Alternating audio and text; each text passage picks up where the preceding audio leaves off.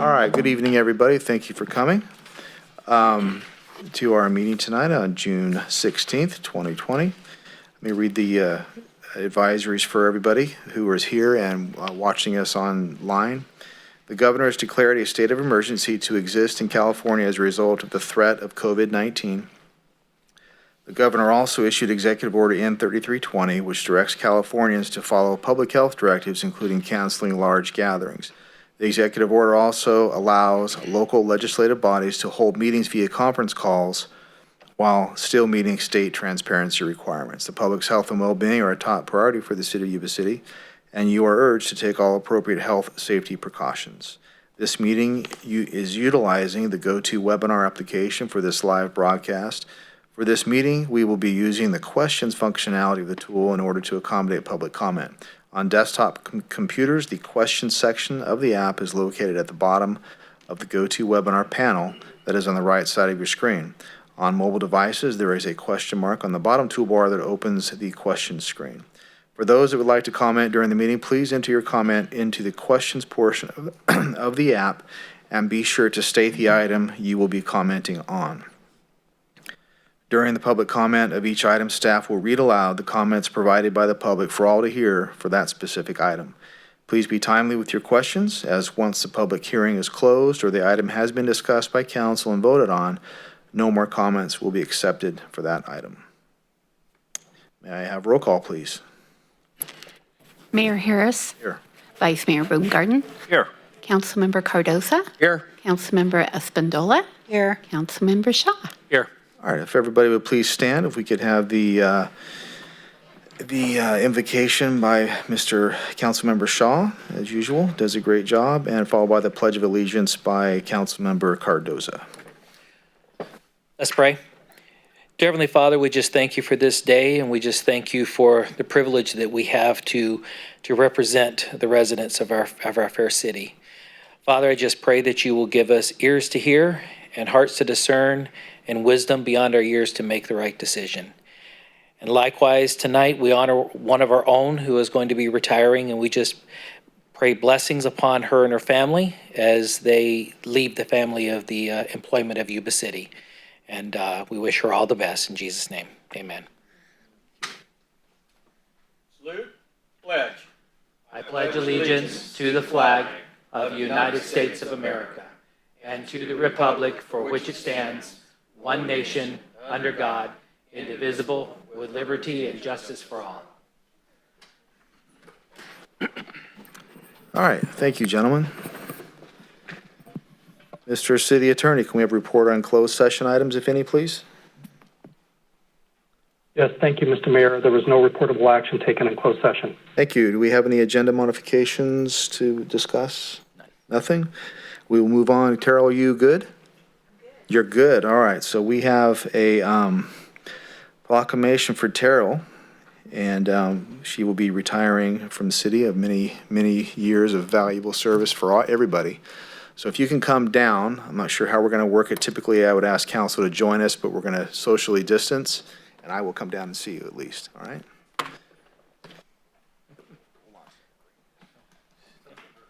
Terrell? Would you come? Okay. Even better.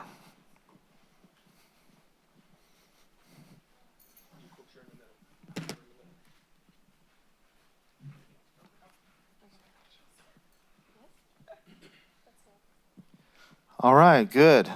Back to old school. I like that. Please welcome Tara Locke, Assistant to the City Manager. Yeah. Tara Locke is leaving the city of Yuba City after 19 years of dedicated service to Yuba City and has supported multiple mayors, city council members, and multiple city managers. Terrell started with the city in April 2001 as administrative services technician. Throughout the years, she advanced herself and held positions as an administrative assistant, administrative analyst 1 and 2, the city clerk, and then the assistant to the city manager. Terrell's dedication led to the implementation of many projects in the finance department, the city manager's office, the city clerk's office, and the city council. She effectively managed the daily flow of the city manager's office and served as the wizard behind the curtain. That's true. Here are some of the projects that were established and implemented by Terrell. She coordinated selecting consultants to facilitate the City Council's annual strategic planning process and goal-setting workshop, implementation of a paperless City Council agenda, and use of iPads to streamline the process and reduce paper expense and waste, overseeing the agenda preparation process and timeliness in compliance with the Brown Act. That is one sentence, but that is a lot of work described right there. We appreciate that for sure, both of those. Help select and implement the city's first electronic document storage system, YC311, and the city's website. Coordinated the implementation of a new city budget format that brought transparency to the city's spending priorities and clarity of understanding to the community. Long and distinguished. Terrell truly has a servant's heart. She believes in the ideal of public service and places the needs of the public in a position of first priority. Terrell never said no when approached with a request or task, no matter what it was, and always made sure that she responded in a timely fashion. She is a pleasure to be around and an honor to have served with her. I think everybody in the room believes that, and then some. Pretty awesome. Now, therefore, it be resolved that we, the members of the City Council of the City of Yuba City, do hereby commend Terrell Locke for her outstanding performance and loyal service to the city and the citizens of Yuba City. I hereby urge all residents of Yuba City to join us in recognizing Terrell Locke for her many contributions to the City of Yuba City and wish her all the best in the future. Congratulations on your retirement.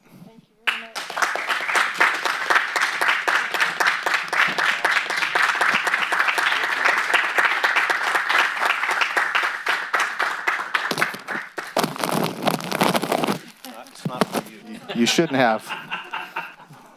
All right, there, Terrell, there you go. Would you care to say anything? I know it's not your style, but I'll give you the opportunity. This is a once-in-a-lifetime shot. Oh, good. Here you go. I can't do it off the cuff. So, thank you very much.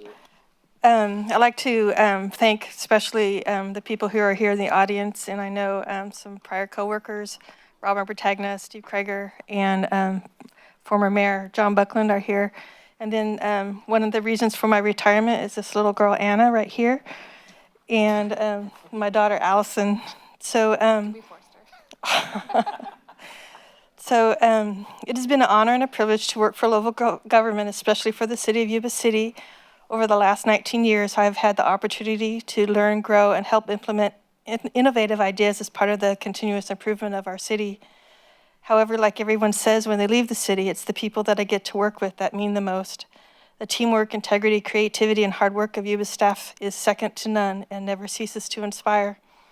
I sincerely appreciate the friendship and support of the executive team and especially all of our elected officials over the years.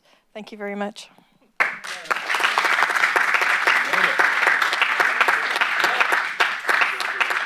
All right, well, congratulations and thank you very much, Terrell.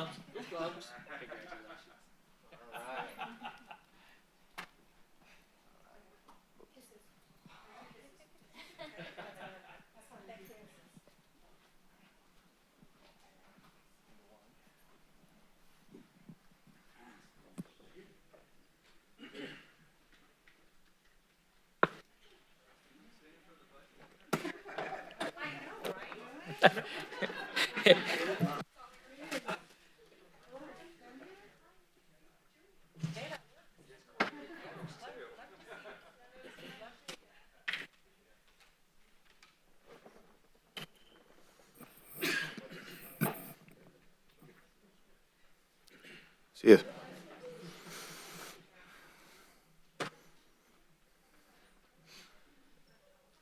All right, special time. Moving on to number 2, COVID-19, discussion and action on measures to mitigate the impacts of COVID-19 pandemic. Good evening, Mayor and Council. So just a recap of city operations, where we are right now. So City Hall is open 5 days a week, normal operating hours 8 a.m. to 5 p.m. Animal Services, Tuesday through Saturday, 9 a.m. to 4:30 p.m. The Police Department lobby, Monday through Friday, 8 a.m. to 5 p.m. with restrictions, and that no more than 3 members of the public are allowed in the lobby at one time, and fingerprinting is by appointment only. All other facilities continue to remain closed at this time. At this point, I'm going to ask that Community Services Director Brad McIntyre come up to provide an update related to parks, and then I will come back to discuss revised state guidance that's been issued for additional sectors.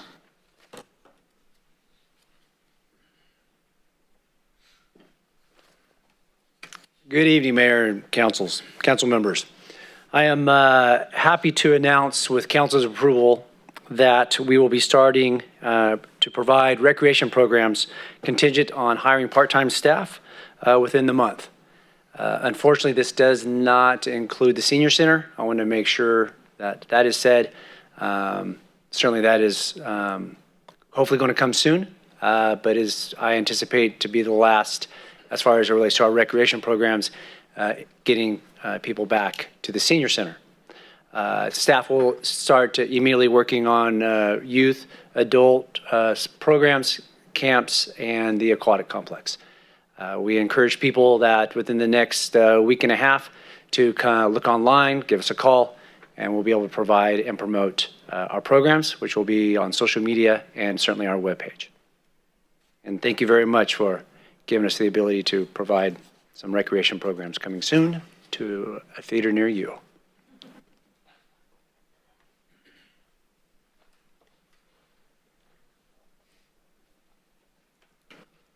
All right, in terms of state guidance, last Friday, the state issued guidance for the following personal care services: esthetician, skincare and cosmetology services, electrology services, nail salons, body art professionals, tattoo parlors, piercing shops, and massage services.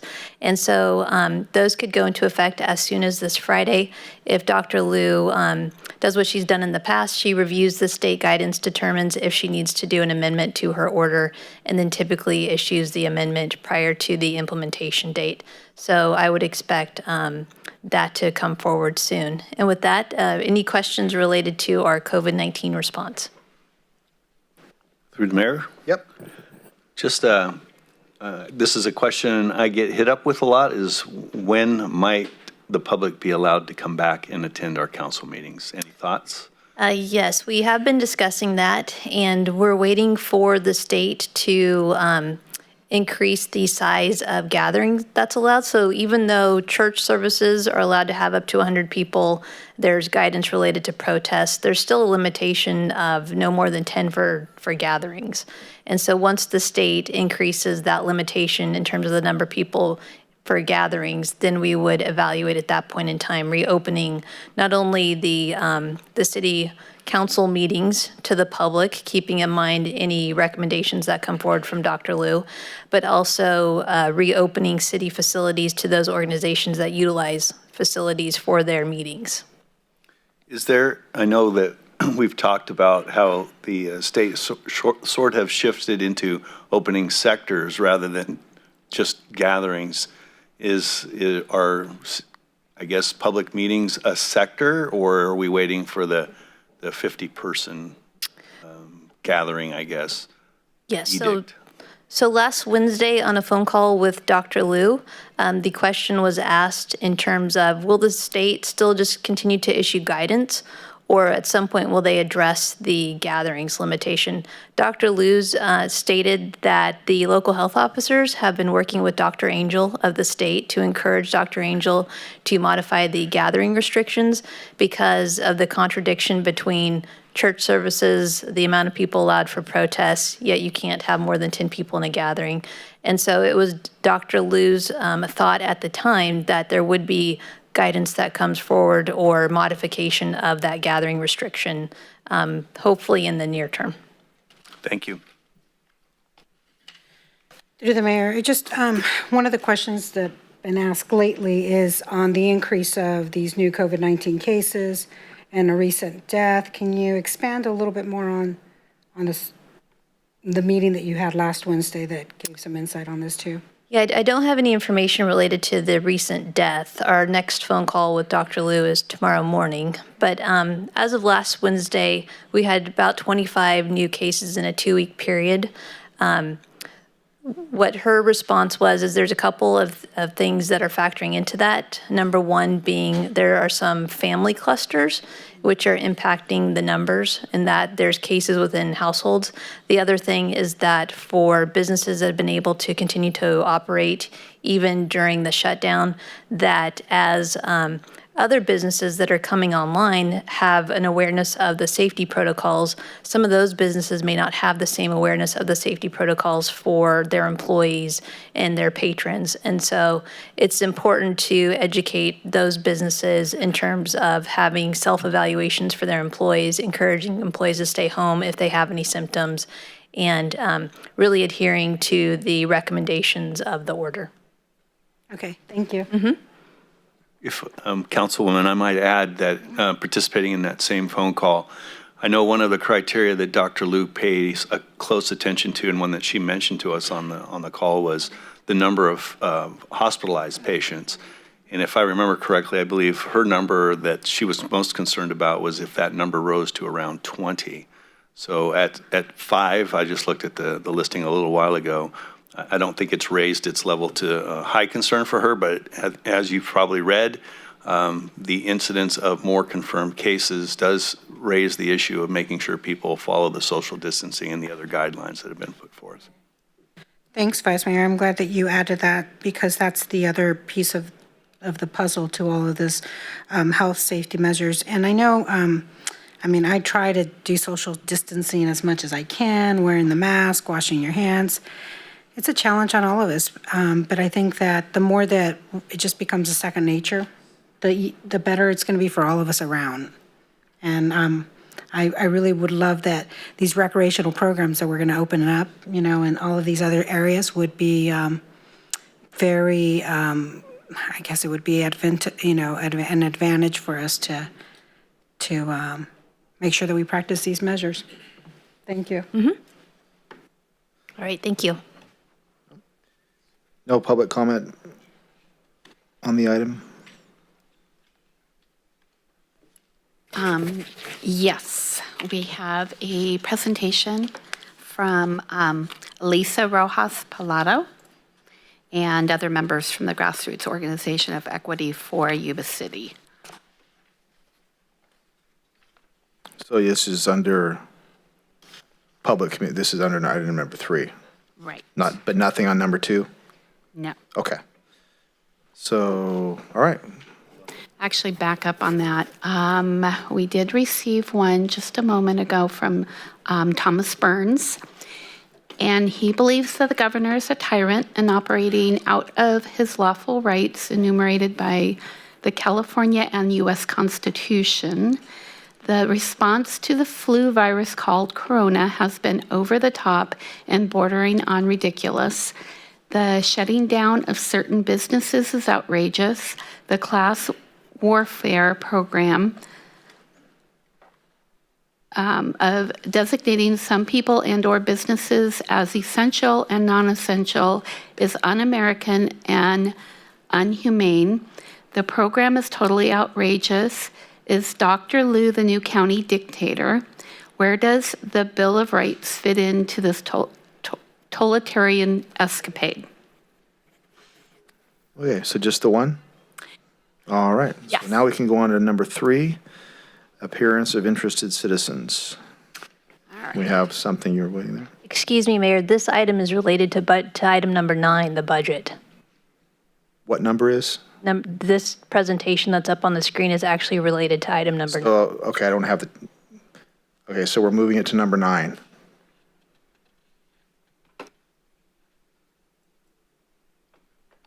So with that in mind, all right. Is there anything else that's been changed on the thing I'm being given that you're aware of? Not that I'm All aware right, of, so I'm Mayor. gonna move this to number 9. Hold on one second.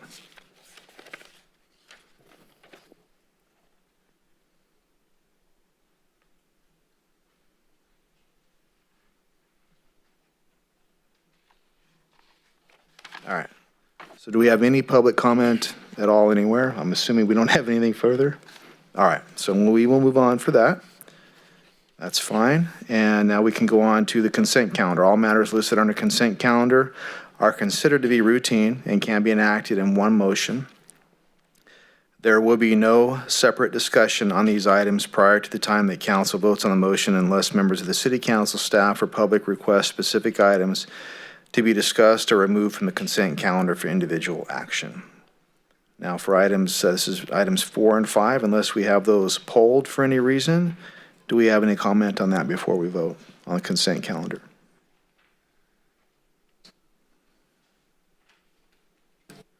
No comment. All right, thank you. Sorry. That's okay. We're moving right along here. And so at this point, we can either, I'll take a motion. Through the mayor, Yes, sir. I move to approve the consent calendar items 4 and 5. All right. First and second, all those in favor? Aye. Aye, and opposed? Unanimous approval. Thank you very much. We'll go on to number 6, 2017 storm damage repairs to Yuba City drainage ponds. I look down and you're over there. I look up, you're over there. Back. You get around real quick. So in 2017, with the Orville incident, we had damage to our discharge ponds, our wastewater effluent discharge ponds, which are located on the east side of the Feather River. And so we received money from FEMA to repair those ponds. So Cal OES, FEMA approved financial aid to repair the damages from the events. FEMA has also approved requests to install riprap on 4 ponds. Jacobs Engineering Group and MHM prepared bid documents. On April 21st, the City Council authorized us to bid the project. And so the project was advertised for bids on April 24th with opening on May 28th. The base bid included road repairs, pond slope repairs, pond bottom surface repairs, and hazard mitigation work. And in addition, we had some bid alternates, which are not eligible for FEMA reimbursement. Here are the bid results. And so the engineer's estimate for the base bid was $1.461 million. Nordic Industries, as you can see, was the low bidder. The base bid plus alternates, the engineer's estimate was $2,280,000.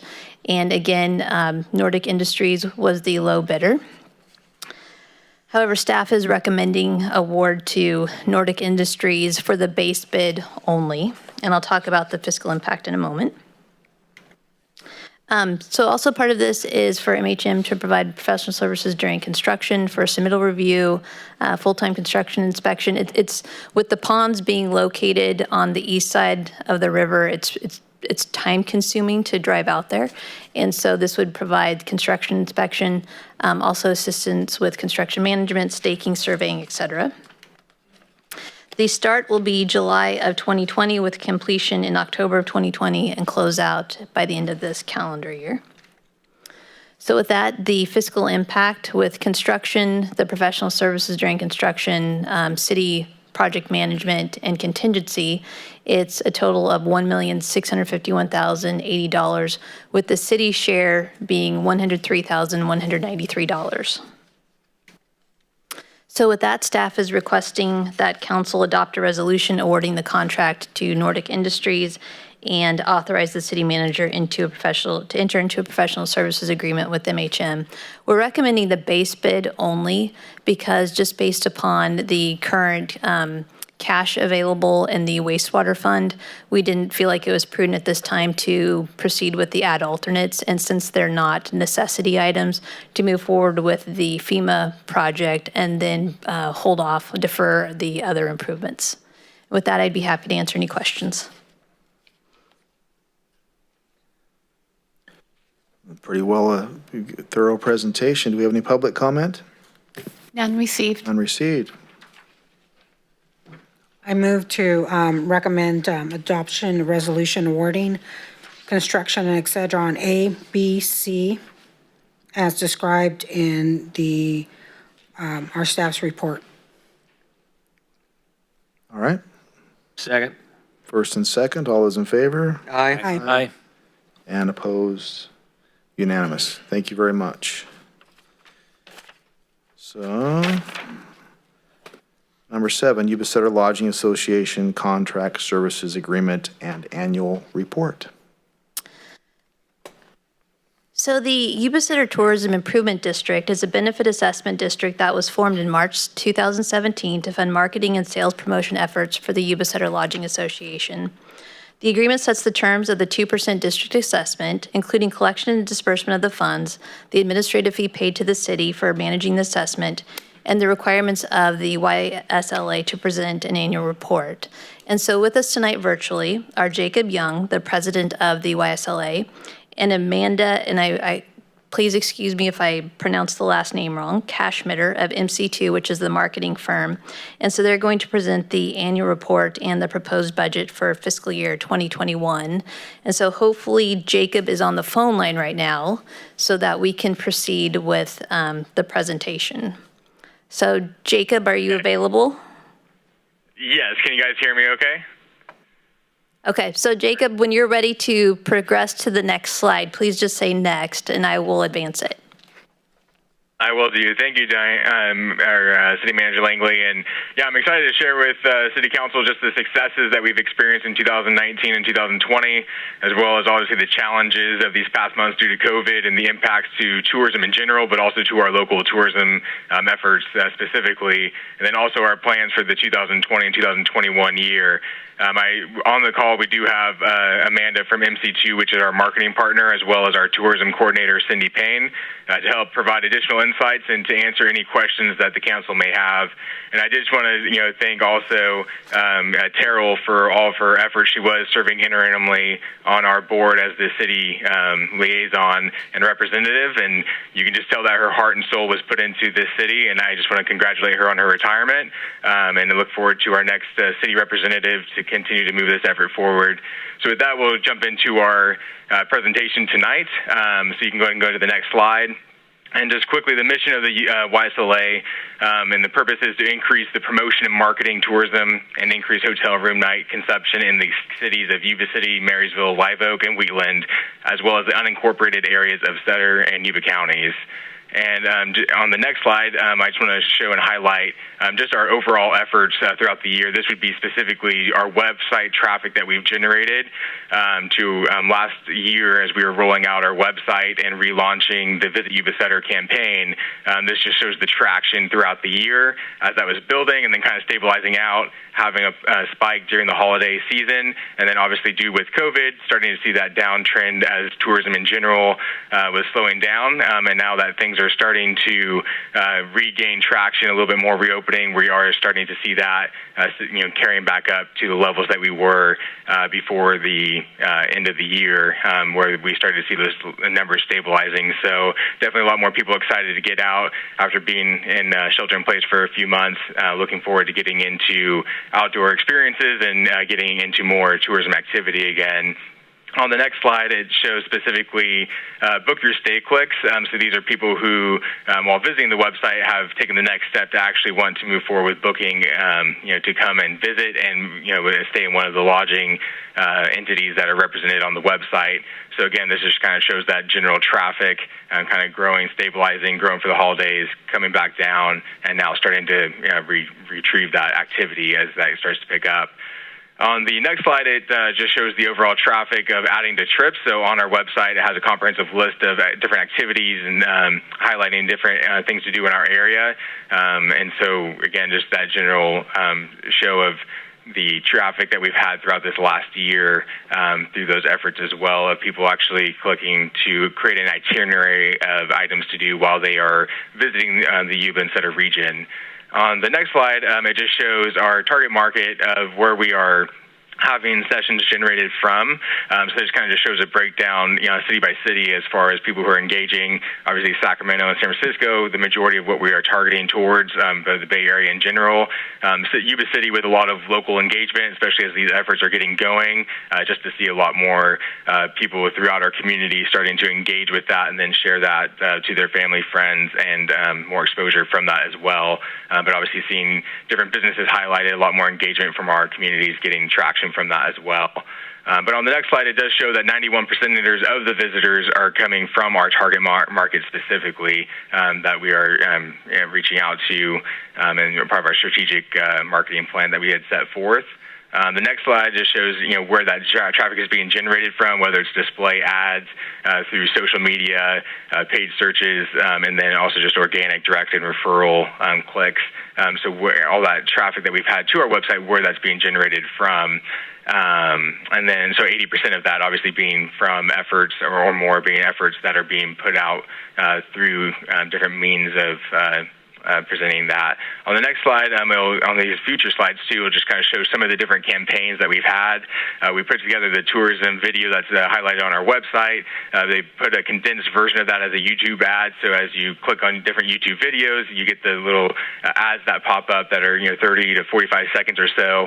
After about 5 seconds, you have the option to skip the video and move on to the content that you're wanting to view. So this just shows the general breakdown of the investment that has been made to use that means to get this out to people. The industry view rate, meaning that people actually watch the entire video versus skipping that, is 28%. And this video has generated 46% of the people watching it actually watch the entirety of the video. Just shows that engagement that is happening from that. On the next slide, we had an affordable weekend getaway, little tagline that we were putting out there, especially just people who are looking just to kind of get out of the urban environment of Sacramento, the Bay Area, and come to our area. So this just shows the breakdown of what we've been doing from this past year. And again, the click-through rate, typically industry average is a little bit less than 2%. We've been having a little bit over 8%. So just the effectiveness of that campaign that's been put out as well. On the next slide, one of the items that we wanted to highlight was just some of the different wedding venues, and for locals, but as well as people from Sacramento Bay Area, looking at having a unique wedding venue, a bigger push towards kind of that rustic outdoor environment to have your wedding in. So again, click-through rate typically is a little less than 2%. Our click-through rate on that campaign has been a little over 4.5% on that. On the next slide, it showcases hunting. So we have hunting and fishing as the next couple of slides, that outdoor opportunities that people have to experience while they're here. So the hunting one, it definitely generates a lot of activity, with over the 2 million impressions that we've had through Facebook and Google ads from that campaign. And a couple months ago, we did refresh the pictures that are being utilized just to kind of increase that engagement that people have. Pictures start getting stale over time. So as this has been released, and we'll be doing that on a quarter to biannual basis to keep that engagement fresh, so that people who are seeing these ads over and over are seeing upgraded content each time. On the next slide, we do have our fishing campaign that we've been putting out there, again, just highlighting the outdoor recreational components that we have available here in our area. And then on the next slide, we did one specifically for birding. A lot of people, with being on the Pacific Flyway, especially on a national recognition level, a lot of people, come here to witness, the swans and different waterfowl throughout our region. And so putting that campaign out there has generated quite a bit of traffic as well. And then on the next slide, we also got into hiking and starting to kind of make sure that we are staying front in line as people are looking for different opportunities to do throughout our region, including hiking to Sutter Buttes and into Yuba County, up into Boulder's Bar Trails and different areas to make sure that as people are looking for hiking opportunities throughout our region, that these are coming up as top of mind, top of page interest for those looking into that. On the next slide, one of the events that we got behind this year was the Swan Festival. And so we wanted to really make sure that as the Chamber was relaunching that, we got behind them as sponsors, but also to help a bit with the marketing as it was getting up to that the start of that event, and broadcasting out the multiple day activities that they had. And so we had, pretty good success as far as, getting that out into the Bay Area and Sacramento with over 2,000 event responses, and then the other data down below that as well. And then on the next slide, it kind of shows a little bit of how much we had spent, putting into that, just dedicated marketing efforts to help get behind that event to get it re-going into our community. And then on the next slide, it's just kind of a general breakdown of, again, between for the full year, the book your stay clicks being at just shy of 2,500, people adding things to their itinerary being that 7,300 amount, and then lodging page views, of actually looking and seeing that, which might mean that they then went off of our page to look into those lodging, or at least to know what was where, being that 7,500 impressions and page views that we had on that. On the next slide, we just show that on most of the pages it has that check-in, check-out dates that guests can put their dates that they're looking at coming into our area to see which different lodging entities are available for that time that they're looking at coming out here, whether it's around an event or just in general. And then it leads them to the next slide where it just shows the different lodging entities and where they can book. So that will lead them directly to that, to a booking agent to where they can book directly through the website, or to a link to that specific entity's booking website if they don't have a booking agent that's compatible with what we use for that. On the next slide, it does show, just kind of on the next slide, you can click through some of these. It does show the breakdown of the different lodging entities that receive the different exposures from that. Collins Lake being up there too, just because it does represent multiple, it's not just lodging. You definitely have the fishing and the outdoor recreational component that's represented there. So it's not just specifically for the bookings that has generated that traffic, but also some of the other opportunities that are at the lake as well. But it kind of just shows you overall. So you can go to the next slide and then actually go through 2 more slides. It kind of just shows a breakdown of all the different hotels, cabins, and different lodging opportunities within our community. And you can go ahead and go to the next slide as well. So again, overall, brand new book nows, which means actually clicked, and when the book forward was out, was over 1,000 throughout this year as we're continuing to gain traction from that. And then overall, we have, seen, as we've seen through all those slides and data metrics, with COVID-19, with the tourism in general, people halting back from wanting to travel.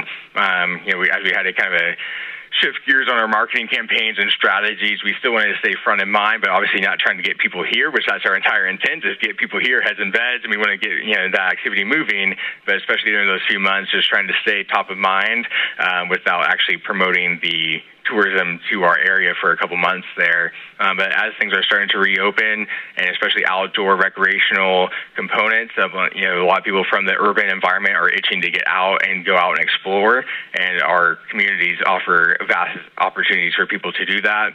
So now as we're starting to release more campaigns, we're definitely making that front of mind. And I believe there are a couple videos of this campaign that just was starting to roll out that we're calling Mellow Moments, which is just little 15-second videos or so. And I believe we have links to that. I'm not sure if it's accessible to show you, but if it is, we'll do that now. If not, we can continue to move forward.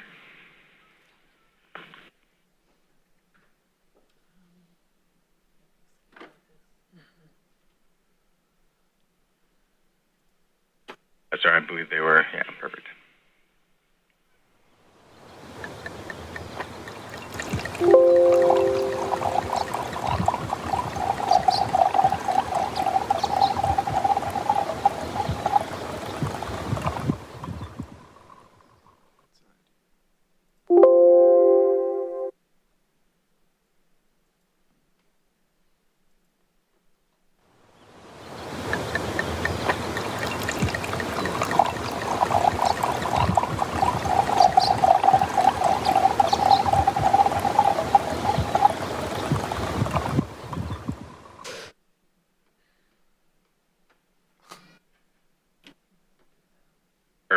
And obviously, two of the same video, but that's totally fine. The other one was actually the Black Swan hiking trail up here in the Yuba County, going towards Nevada City Grass Valley. The Black Swan Trail of just highlighting some birds flying over the lake there.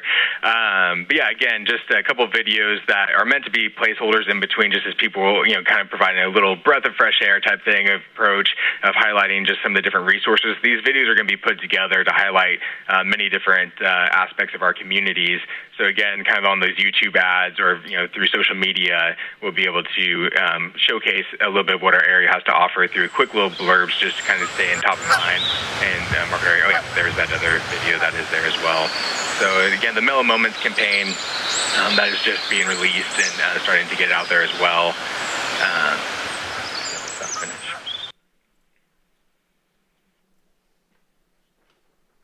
And then as we jump back to the presentation, we'll move on to what other projects we have planned for the next year and bring this thing to a close from there. But I'll let Judy catch up, and Diane. Should be slide 26. I'll go back one. Perfect. And then if you want to just take it back one, so yep, perfect. Thank you. And so just ongoing, we're going to continue the, what we have been doing as far as just general month-to-month, day-to-day activities. We're going to continue all of that going with social media maintenance and presentation, and continue to post, a few posts a week to keep different highlighting of our region and different aspects that we want to continue to put out for people to engage with, especially with digital ads and website updates, especially right now with a lot of things changing. We want to make sure that we're keeping all of our content up to date with business operation hours as well as closures. We just want to make sure that we are representing what our area has to offer and making sure that that's updated as we go along. And just email marketing, just day-to-day activities we want to keep going. And then if you go to the next slide, some of the projects that we had planned as we were getting moving forward, which the quarter one is actually go for this next fiscal year, not for the calendar year, but that would be for starting in June moving forward. As we're looking at some specific things, we were looking into some different billboard ads into specific areas that would be high density and different opportunities that have been come up from that. So we had an opportunity to get some between in that $10,000 to $13,000 range that we could start having targeted ads on billboards. And then we have a visitor's guide that we're putting together. So we're on the completing side of that. So we're on the final edits, and that's about to be released here and go into print hopefully within the next week or two, to where once we have that in print, it'll be distributed throughout all the hotels, visiting tourism centers, real estate agents. So we'll start getting that into different distribution means to start getting out to the general public, as well as obviously specifically to people who are interested in coming to our area for different opportunities. And then in the next quarter, some of the different things we had, one was finding signs. This project will likely be put on hold until we know the full effects of COVID-19. We won't know until this next month, as we have quarterly assessments that are turned in for our TOT, which that's what the T-bid is done as well. So until we know the full effect from this quarter, as well as next quarter's activity starts to increase, there's a couple projects we'll have to put on hold for now. But the wayfinding signs, we just want to have a uniform effort. This would obviously be working with the jurisdictions, but highlighting some different points of interest and having a uniform effort to do that, just for guests driving throughout the area, having an easier way of finding some of those different attractions that they can get to. Also working with different magazine articles to have different travel writers coming here specifically for weddings, but also some of the different aspects with fishing, hunting, and various aspects of that as well. So starting to link with different tourism travel writers to come and write different articles that we can broadcast through different outlets as well. On the next quarter, which this one is happening this upcoming here in a few weeks, but the History Channel, we have been working with them. They're going to be filming an episode specifically all in the Yuba and Sutter areas. So that's going to be taking place here July 7th to 10th. And so they're going to be filming an episode highlighting different aspects throughout the Yuba and Sutter region. And so they're coming together with the timeline from that. So that is officially scheduled. We were not sure with COVID shutdowns with the entertainment industry how that was going to get continued postponed. We were originally hoping to have them here in March or April when everything was lush and green and everything else of that sort. But still a lot of opportunities for them to do while they're here. But they are moving forward with filming, and it's going to be should be being put out to the public, the episode, in the fall. But again, just depending on the entertainment industry's delays, that might be fall or spring, or once we know official release date of that, we'll share that as well.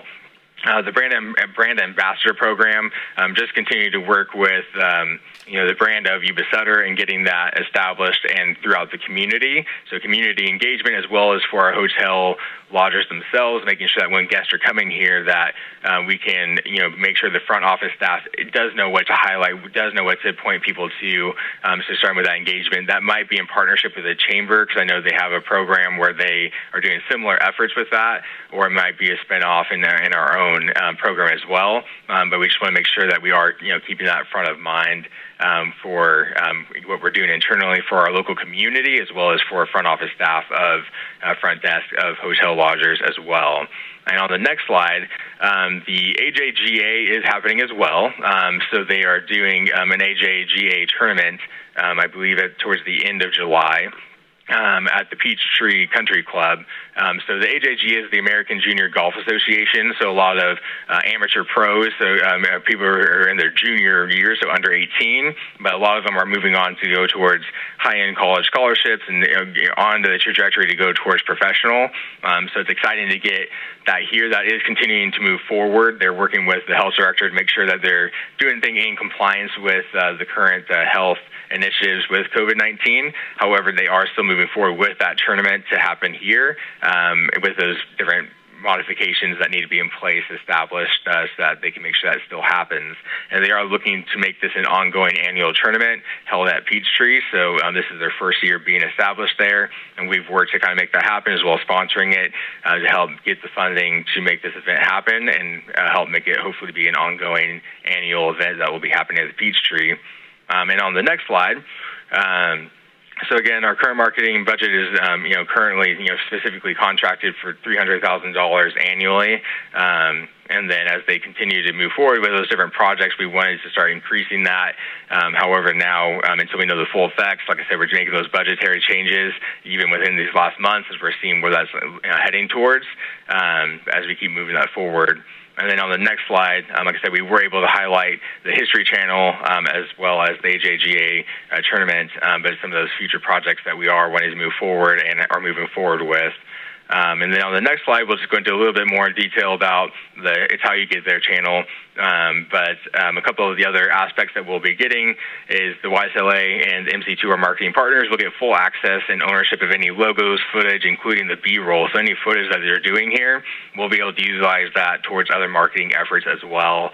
And it's a pretty popular show. It's had over a little over 1 million views on their first season on the History Channel itself, and then through other outlets, another 775, so almost 2 million viewers total, but then the 35 million viewing minutes on Amazon. So definitely a show that's gaining in popularity, and so we'll be part of this upcoming season that they're working on filming throughout these next months. On the next slide, the AJGA golf tournament, the date on that was August 16th that they will be holding that through. And like I said, the age ranges, golfers 12 through 19 that will be participating in that tournament. And then there's going to be 75 families coming in to the area for the different people competing in that tournament. And right now they're all saying there's been a contract worked out with the Hampton Inn for them to stay there. And then we did just announce that we'll be doing a $15,000 scholarship sponsorship to work with getting this event here for this season. And then the next slide, Visit California, they do a third Thursday, so it's a pretty rare opportunity to get to be in front of the entire Visit California campaign. They represent our state on the global level. But on October 15th, we will be doing a presentation to show what the YSLA is doing and visit Yuba City and just inform them about what there is to do in our area and highlight key businesses and attractions so that as they're doing their different marketing campaigns, they can be aware of what our area has to showcase on the national and global level as well.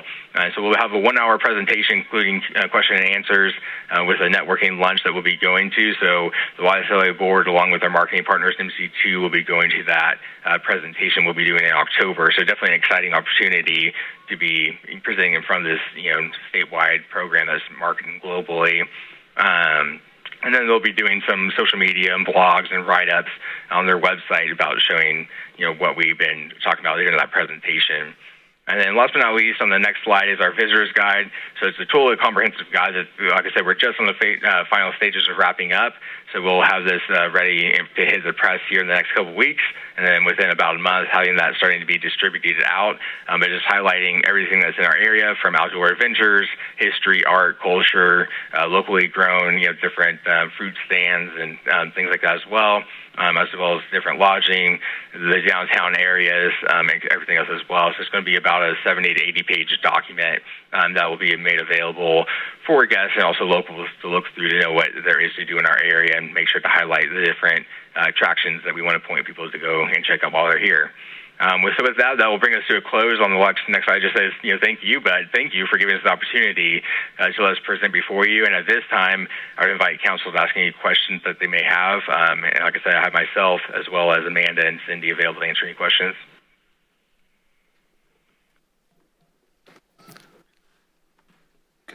Nothing? Actually, through the mayor. Yeah. Just one question for you. Since you're promoting hunting and fishing, have you reached out to put packages together with any of our fishing guides? Because the river is absolutely one of our greatest resources, and there's a lot of guides that take visitors, or that they have the ability to book a complete trip through you guys to come up, stay, and go sturgeon fishing on the river? Yes, it is one of the added trip opportunities. We do list as many of the guys that we are aware of on our website. I know we've worked with Scott Feist quite a bit too, working with other, and as well as Johnson's Bait and Tackle and some of the other places in the area to make sure that we are completing a complete and robust opportunity. Because exactly, especially as COVID measures keep moving forward, and if they can get more people on one boat, like you said, the rivers are a huge attraction. So I know that the guiding services are definitely one that it had to make some adjustments to that of how many people they can fit on one boat at one time. But we're definitely doing our best to highlight as many guides as we can to get people linked, because a lot of people do come from the Bay Area as well as the Sacramento region, like you said, to fish all of the different rivers we have throughout the community. Thank you. All right. We do. Go ahead.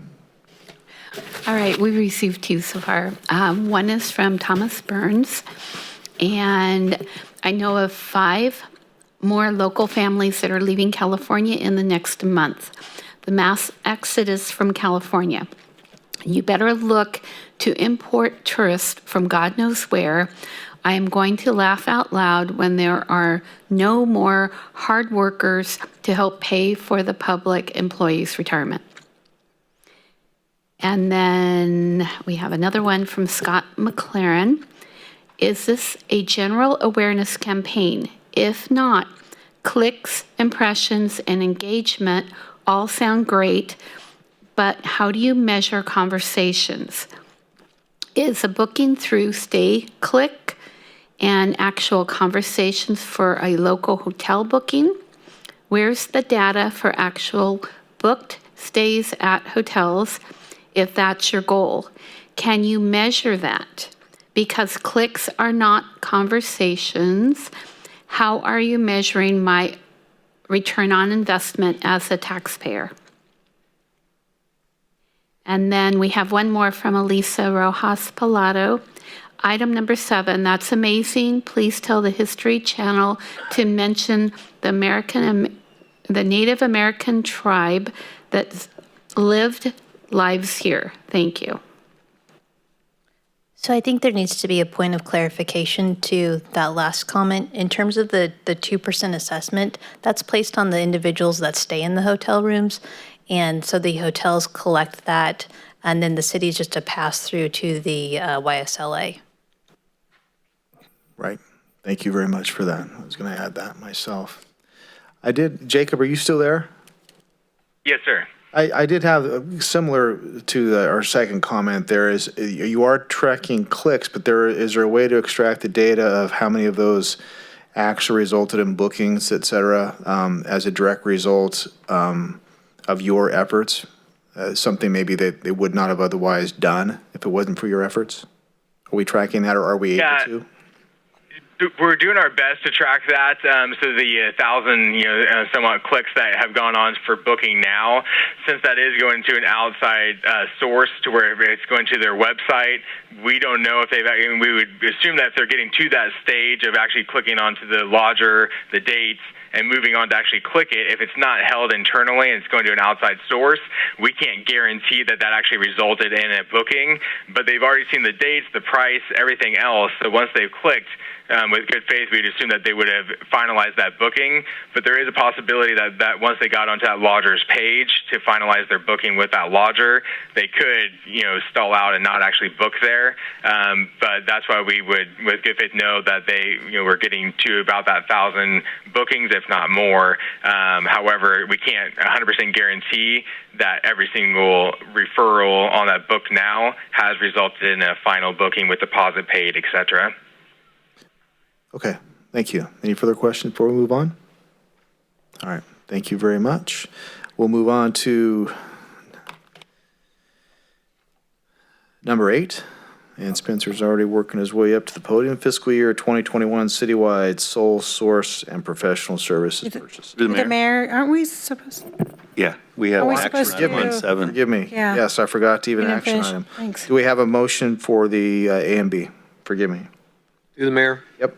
I move to make recommendation for the Yuba City Lodge Association Contracted Services Agreement Annual Report 2020, item A and B. I'll second that. All those in favor? Aye. Aye. And opposed? There we go. Sorry about that. Now, number 8. Welcome back, Spencer. Thank you, Spencer Morrison, Finance Director. Good evening, Mayor, members of the council. Tonight I bring before you the citywide sole source and professional services purchases staff report for fiscal year 2021. So I just want to start off by saying that staff is not bringing forward a single purchase or project, but rather a collection of many purchases staff is anticipating or there's a potential for in fiscal year 2021. This item is intended to streamline. Each item on the staff report would have come to the council separately otherwise, and there are 72, that would have added 72 staff reports to the next coming fiscal year, potentially. This will bring further awareness of the types of large purchases city departments make, and these are, again, not appropriations. The authority to spend the funds is already in the budget or will be brought before the council at a later date.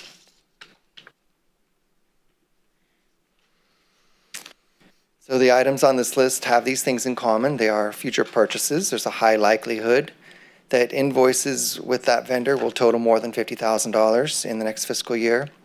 All vendors requiring a formal bid this year will be brought before council.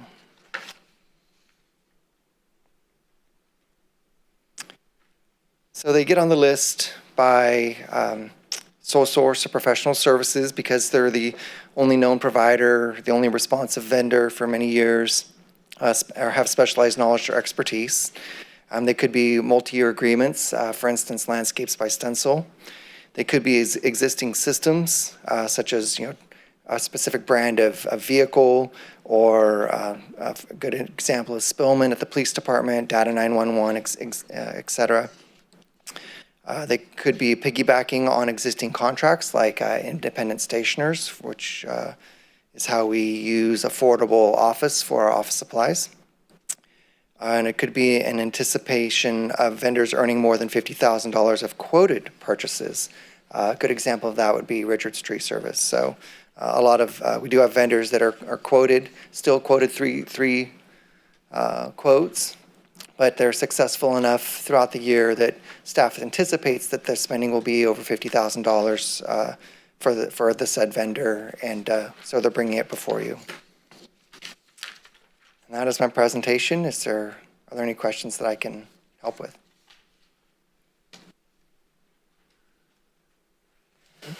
Public comment? None received. None on this item. Okay.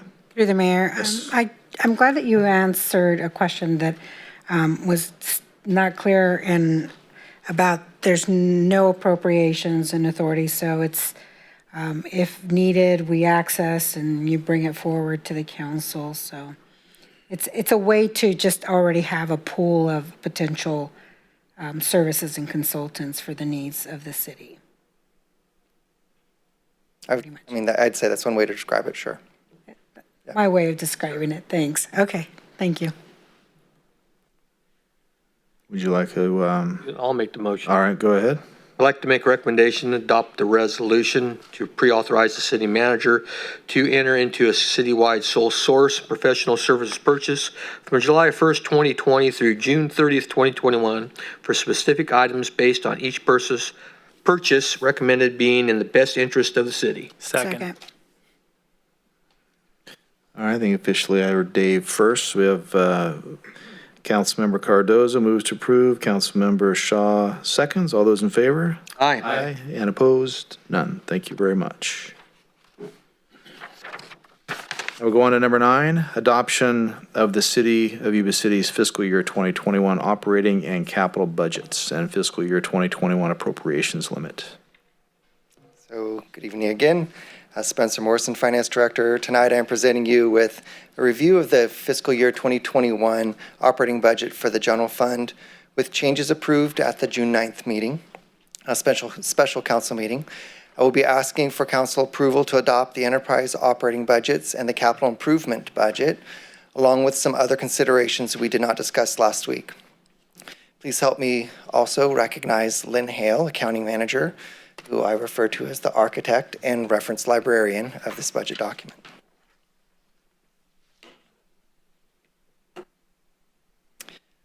With all of the revenue uncertainties, staff presented a $3.5 million deficit general fund operating budget to the council on May 26th. Then expenditure reduction scenarios of 2.5% and 5% for the public safety departments, 2.5%, 5%, and 7.5% scenarios for the remainder. On June 9th, that was on June 2nd, on June 9th, council directed staff to, across the board, 2.5% cuts, with some exceptions I will cover in a few slides, such as the Community Services Department, who offered 5%. So this slide graphically shows the changes in total general fund revenues over time. There are 10 years of actual historical results, the fiscal year 20 projected and fiscal year 21 proposed budgets. You can see the proposed budget revenues for fiscal year 21 are expected to decrease from the highest level ever in fiscal year 18-19. Actual revenues are proposed at $43.2 million, including anticipated transfers in. The proposed 2021 revenue increased from $42.7 million, you recall, from the workshop on the 26th, due to the accounting for the $500,000 drawdown of pension stabilization trust funds into the general fund to reimburse pension costs in the fiscal year. And that was direction staff received last week at the special meeting. So keeping with the theme of monitoring and reevaluating the city's revenue stream quarterly, along with balancing the too much too soon and too little too late ideas, council found consensus with an across-the-board general fund reduction of 2.5%, but did make exceptions totaling $293,000. Please note that the positions in the reduction scenarios are frozen for an amount of time to capture savings and not eliminated altogether. The budget document will continue to show full-time equivalents for these positions in the budget summary section. However, department budgets have been reduced for the period of time specified. And again, I just want to acknowledge the Community Services Department did put forward 5% reduction scenarios, which council did accept.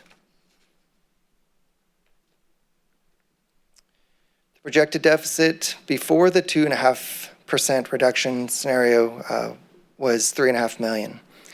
The exceptions to the 2.5% reductions total $293,000, as I mentioned before.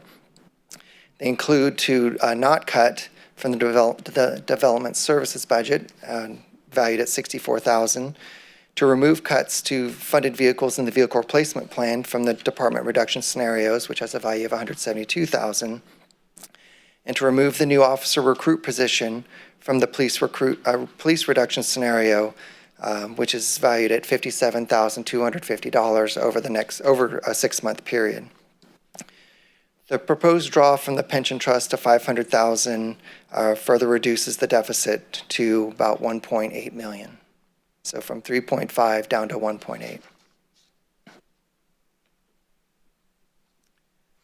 This is a familiar slide for the general fund expenditures, including actual results for 10 years, along with the fiscal year 20 projected and the fiscal year 21 proposed amounts. This is broken down for each year into 2 categories: salaries and benefits and materials, supplies, and services.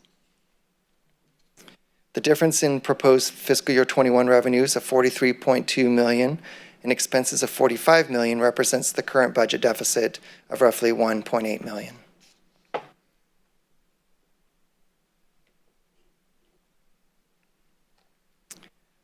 With the reductions approved last week, the estimated fund balance for the general fund at the end of the fiscal year has increased from what we were estimating early on, which is the same as saying that the deficit has been reduced by $1.75 million, about half what we were expecting. The structural deficit began as $3.5 million in the adopted budget to close the gap by $1.75 million, reducing the structural deficit to, as mentioned in slide 5, $1.8 million. This means the general fund balance, aka Healthy Cities Reserve, remember they're the same thing, will be reduced by $1.8 million in this budget. Further expenditures and revenue changes will affect this figure. Council has placed a strong emphasis on making it a priority to replenish this fund back to 15% as surpluses allow.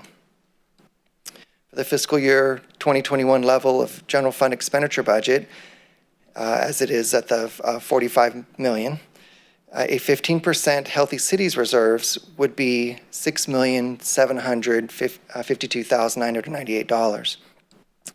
So you can see we would need to save $2.2 million with those numbers in the coming years to recover to the 15% if our general fund expenditure budgets were to remain the same, a constant $45 million, which we already know that PERS costs alone will make that zero expenditure growth impossible. So maybe $2.5 million or $3 million might be more realistic. I know you're familiar with this slide. I keep putting this CalPERS slide in here just as a constant reminder and to give another chance to say out loud that pensions will continue to be a significant issue, a significant concern for Yuba City, and will be one of the factors we'll be monitoring closely as the latest actuarials from CalPERS will arrive late next month or beginning of August. And going back to what I'd pointed out last time I showed this slide in May 26th, the red line is the actual track that we're on as of the last actuarials with a fiscal year 26 cost of about $11.49 million for the employer cost for CalPERS.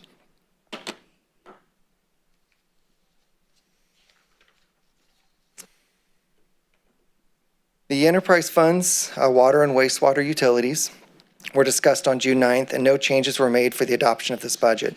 The revenues and expenses will continue to be monitored and evaluated by council and staff, and budget amendments will be brought forth as necessary.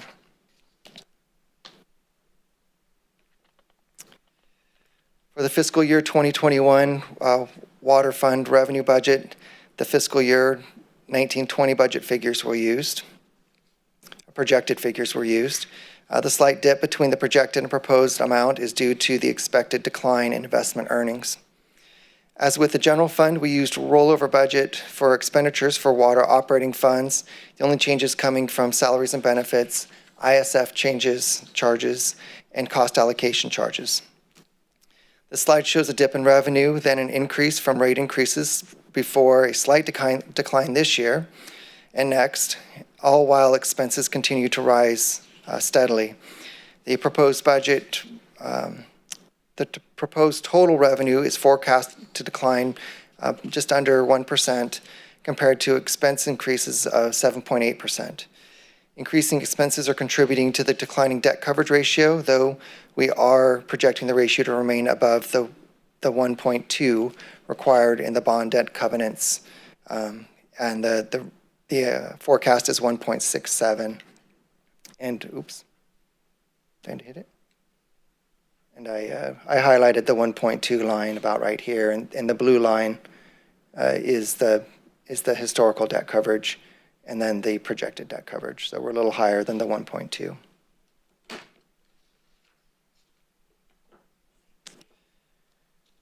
As a review, the total revenues are supported almost entirely by operations, just under $16 million, a small decline of 0.9%.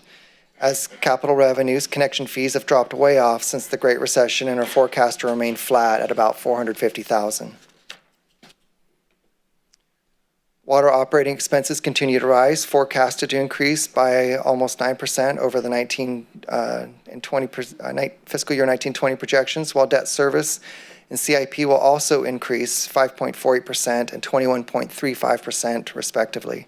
CIP appears to be a big increase, but these are relatively small amounts, so that only equates to an increase of $400,000, bringing the forecast to $2.2 million. The debt service increase is due to the smart water loan from the state of California. For the fiscal year 2021 wastewater fund revenue budget, the fiscal year 1920 projected figures were used for the wastewater service charges, but the other revenue categories were kept the same level as the 1920 budget. The slight dip between the projected and proposed amount is due to the expected decline in investment earnings again. As with the general fund and the water budget, we used a rollover budget for expenditures for wastewater operating funds. The only changes coming from, again, salaries and benefits, ISF changes, and the cost allocation charges. This slide shows increasing revenues keeping up with expenses that also continue to increase steadily. However, as the large capital project at the water treatment plant begins to wind down, we will see both a decline in overall revenues and expenditures in the fund. The proposed total revenue is to forecast to decline 1.7% compared to expense increases of 9.5%. Like water, increasing expenses are contributing to the declining debt coverage ratio, though we are projecting the ratio to remain again above the 1.2 required in the bond debt covenants at 1.7, and again highlighting the blue line as the historical and the projected and proposed, and then we have the 1.2 is down here below it.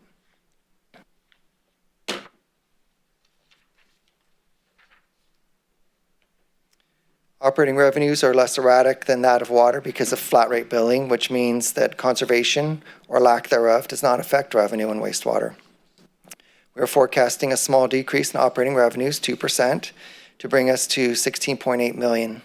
Capital revenues, which are made up of connections mostly, are expected to increase slightly to $390,000 over the 1920 projections.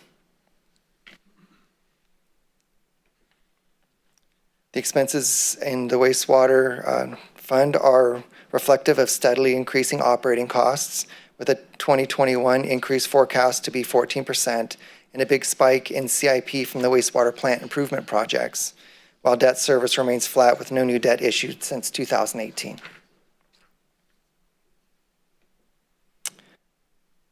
As this unprecedented budget year is worked through and the documents examined, no previous budget method has felt adequate enough, and this council remains adaptable. The council formed an ad hoc committee last week to review or further review further department budget reduction opportunities, the city council budget, the vehicle replacement plan, community contributions, and enterprise fund budgets, to look at ways we might be able to further close the structural deficit and perhaps utilize fewer reserves. Considerations that I am asking you to adopt in tonight's resolution are, I will be, that you'll accept me coming to bring you quarterly updates on the budget and revenues. I will be asking council to authorize a Yuba City position at the animal shelter to replace a recently retired Sutter County Office Assistant 3 with an Administrative Clerk 3, which was determined by our Human Resources team to be the most substantially similar to the former.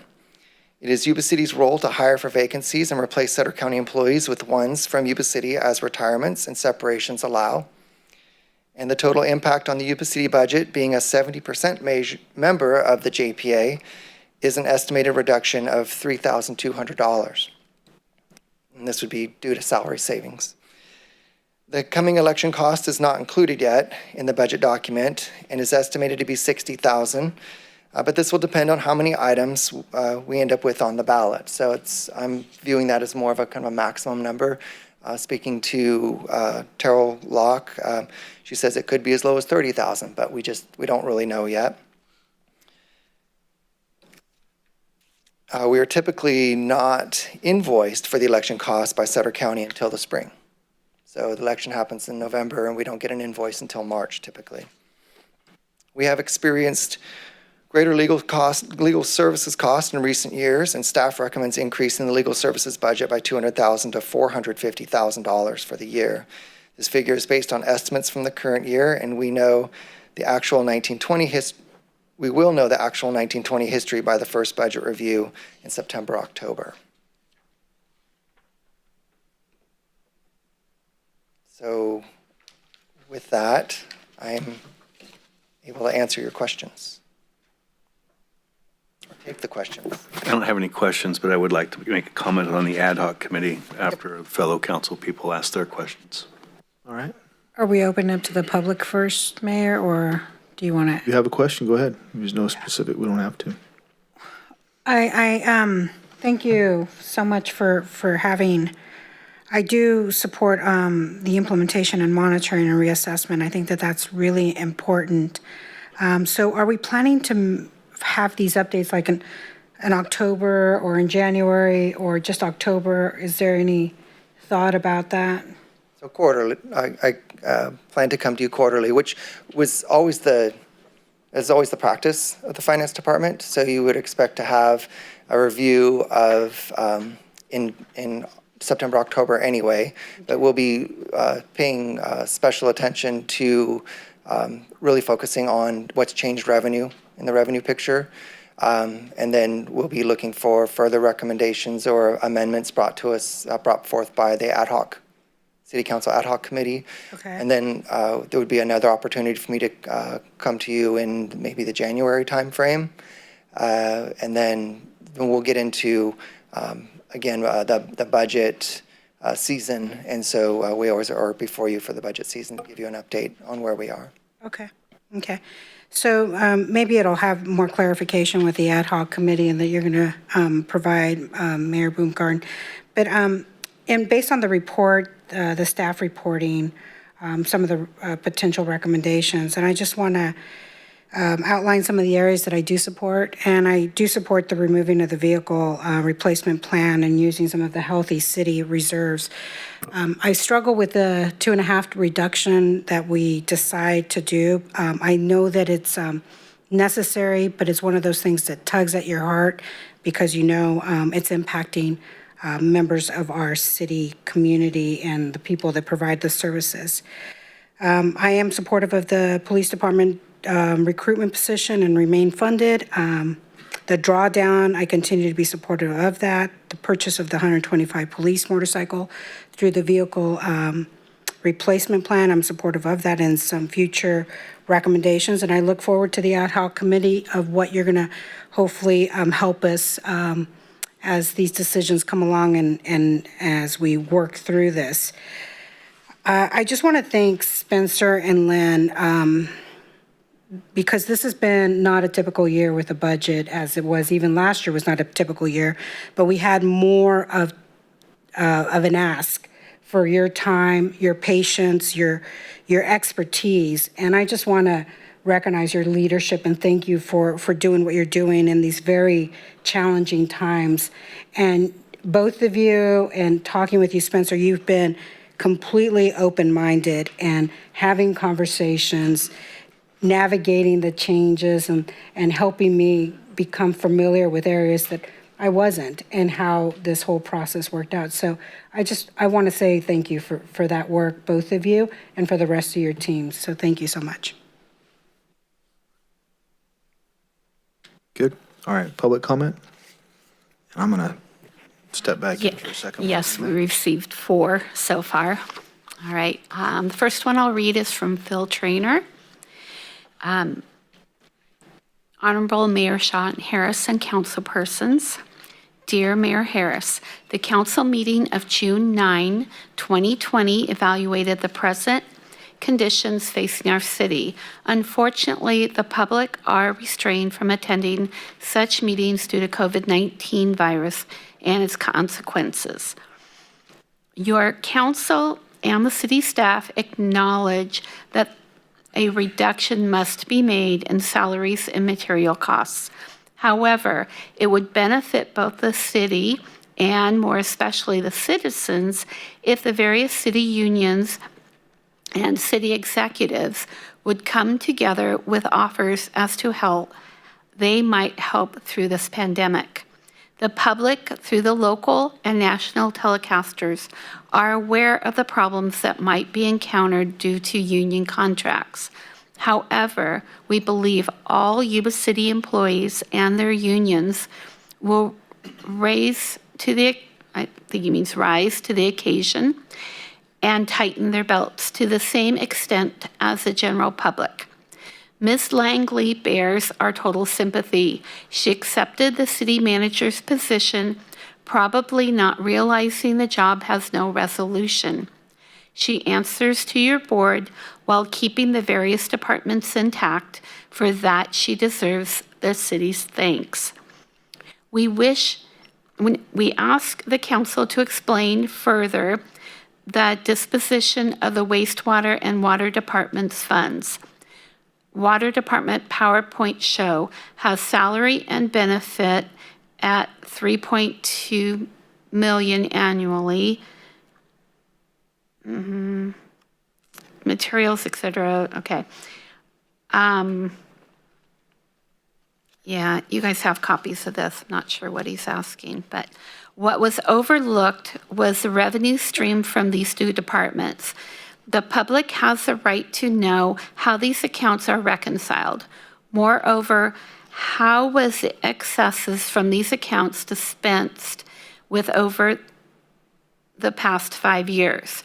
The Water Department in the past 5 years produced excess funds of over $35 million and sent additional contributions of $6.0 million to unstated accounts.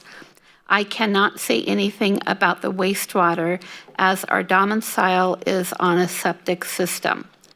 Lastly, the mayor suggested that an ad hoc committee be formed in hoping to rectify the financial problems. Keep in mind the same council formed an ad hoc committee to address unfunded liability without consequences. That ad hoc turned out to be council members only. The public was left in the dark with promises unkept, similar to previous elected officials. The unfunded liability expense may be the only account that can keep the city from going totally adrift. Before passing the 2021 budget, the taxpayers should be advised of the potential outcome through the local newspapers and radio stations, as we may be living with COVID-19 for many years to come.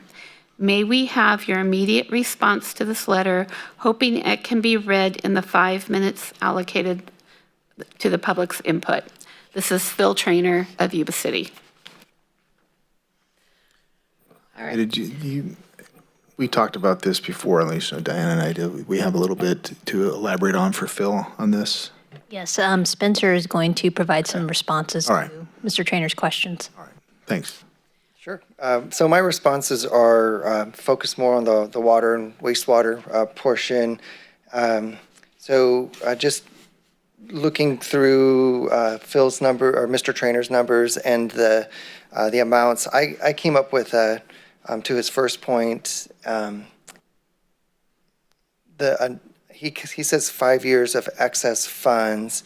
I added up 5 years of net operating revenues and came up with 32,000. That's about as close as I could get to his number, not knowing exactly which figures he was using. And that's 32 million. 32 million. And I think that one thing missing from the statement is that 32 million also has to cover debt service, that net operating revenue, and capital improvement projects, which in the same years total about 26.2 million. So the balance, I did mention the 1.2 debt coverage ratio. We are required to keep some cash on hand, and I think that's where you're going to see the balance of those dollars of roughly 6 million or so. To his second point, talking about the debt, or talking about the 6 million transfer to unstated accounts, I believe he's referring to the cost allocation plan transfers, and these transfers are when the general fund charges the utility funds for services. So human resources charges, bills the enterprise fund for their time spent supporting the enterprise fund. Finance does the same as we spend time supporting the enterprise fund. And this is a very common practice, and Yuba City's been doing it for many years. So I believe I took the same years and came up with 5.9 million. So I believe that's the 6 million he's speaking of.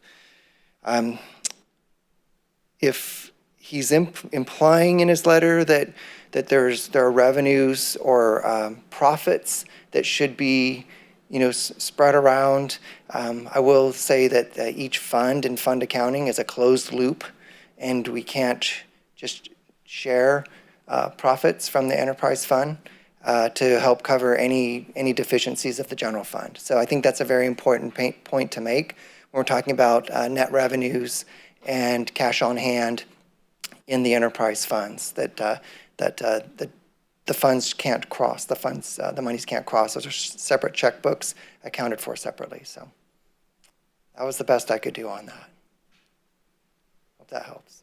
I think you did well, and unfortunately, Phil is not here. So Phil, if you're listening, if you have any follow-up questions, I am confident that would be no problem. You can approach staff at any time. Spencer is pointing at himself. So we have, I think you said 3 more?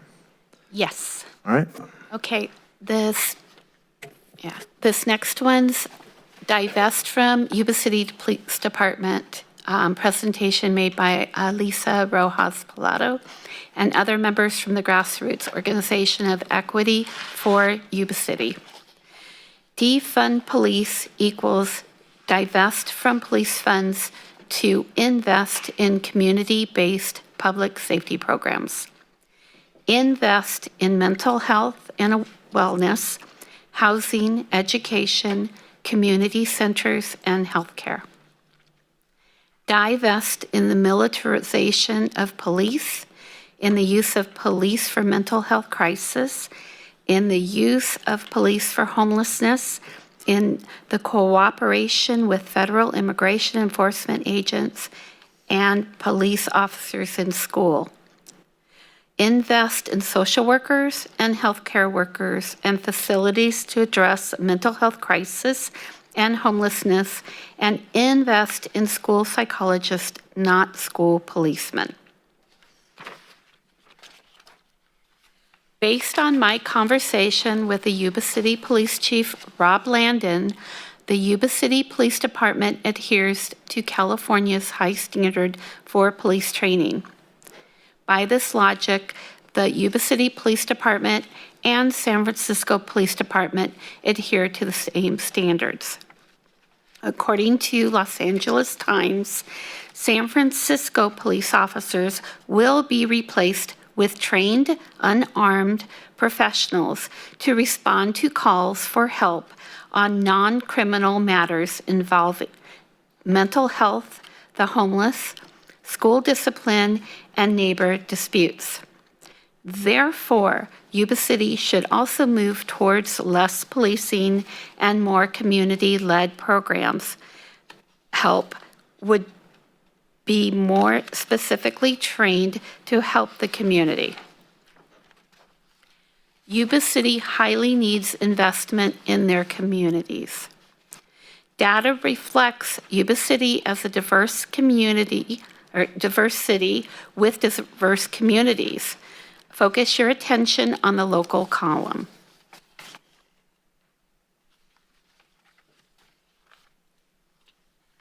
Data reflects a lack of well-paying jobs and careers for Yuba City inhabitants. Please focus your attention on the local column. In 2018, white people in Sutter County made up 50% of the households that depended on welfare's food stamps, while African Black people made up only 4%.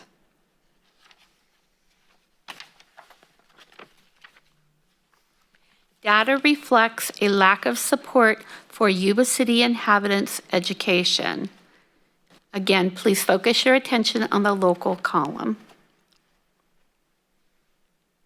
The following may be helpful for our students to be successful. Wide college preparation programs, community centers with student tutoring services and mentoring services, educational and professional development workshops, summer internships in the community, doctor shadowing engineering business, and community partnerships with the schools. Yuba City has a mental health crisis related to substance abuse. Substance abuse-related hospitalizations in Marysville, California, located in Yuba County in the northern Central Valley region at 324.7 per 100,000 population, were more than double the rates of 143.8 per 100,000 population in 2011. Yuba City had much higher rates, as did Yuba County overall, and the city of Olivehurst also had high incidence of hospitalizations for substance abuse-related issues as well. Hospitalizations for mental health concerns were also higher in all three cities than the state of California in general. Marysville, 256 per 100,000, Yuba City, 238.5 per 100,000, and Olivehurst rates were 173.2 per 100,000.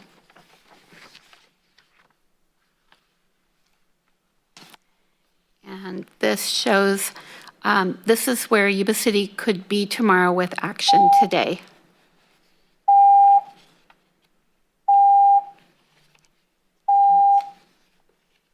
How many more slides do you have? 4 more. Go ahead.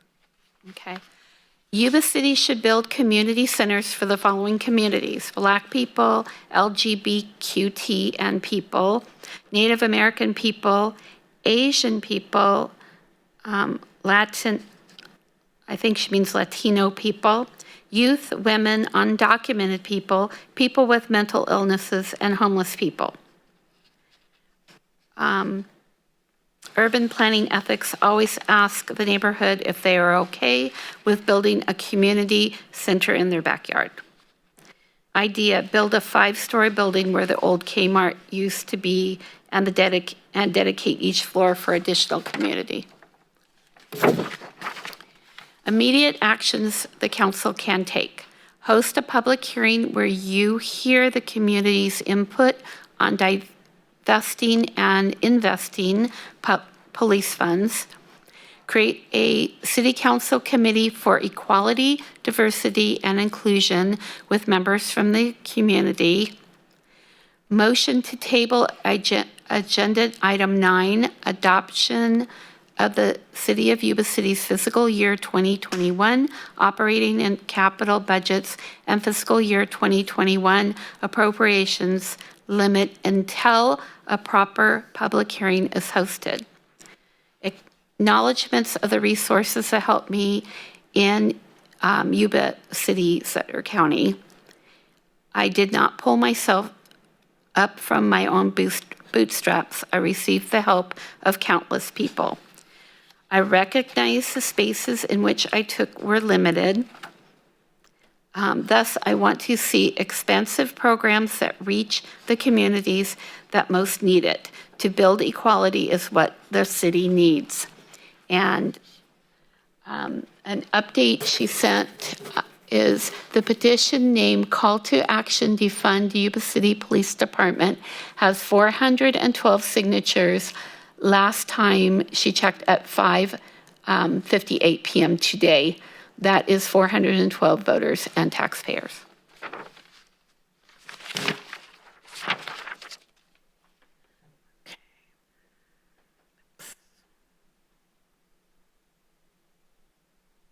And then we have 2 more that have come in. All right. Thomas Burns of Yuba City. Good job, Spencer. He also said, cut costs. At this rate, the city will be broke in the future. The budget needs big cuts, and it looks like that's not happening. Can the public be part of the ad hoc committee? Any plans to ease building permits? That has been a big sore point for local build. And then there's one more. Oh, where did it go?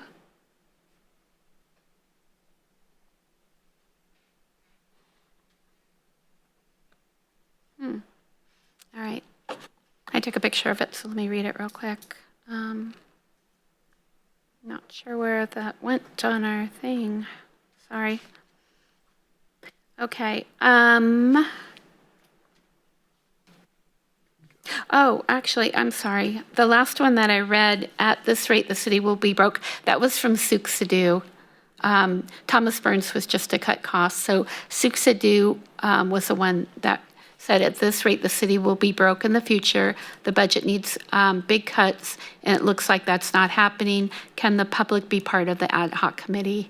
And if there's any plans to ease building permits, and that has been a big sore point for local build. So that entire last comment was from Civic. Civic. Yeah, I'm sorry. All right. All right, and just confirming no others? Not at this point. Well, actually, one more from Thomas Burns, and he was agreeing with Phil Traynor. Okay. Thank you very much. And the commentary from the council members right here. Go ahead. Excuse me, got kind of a coffee voice, so pardon me if I cough in the middle. Okay, I wanted to brief the council on the ad hoc committee that you authorized, just to give you a heads up on the planned activities. Priority one is a review of each department, which would include at the table Spencer and his team, anyone he wants from his team, plus the department head and myself and Councilman Shaw.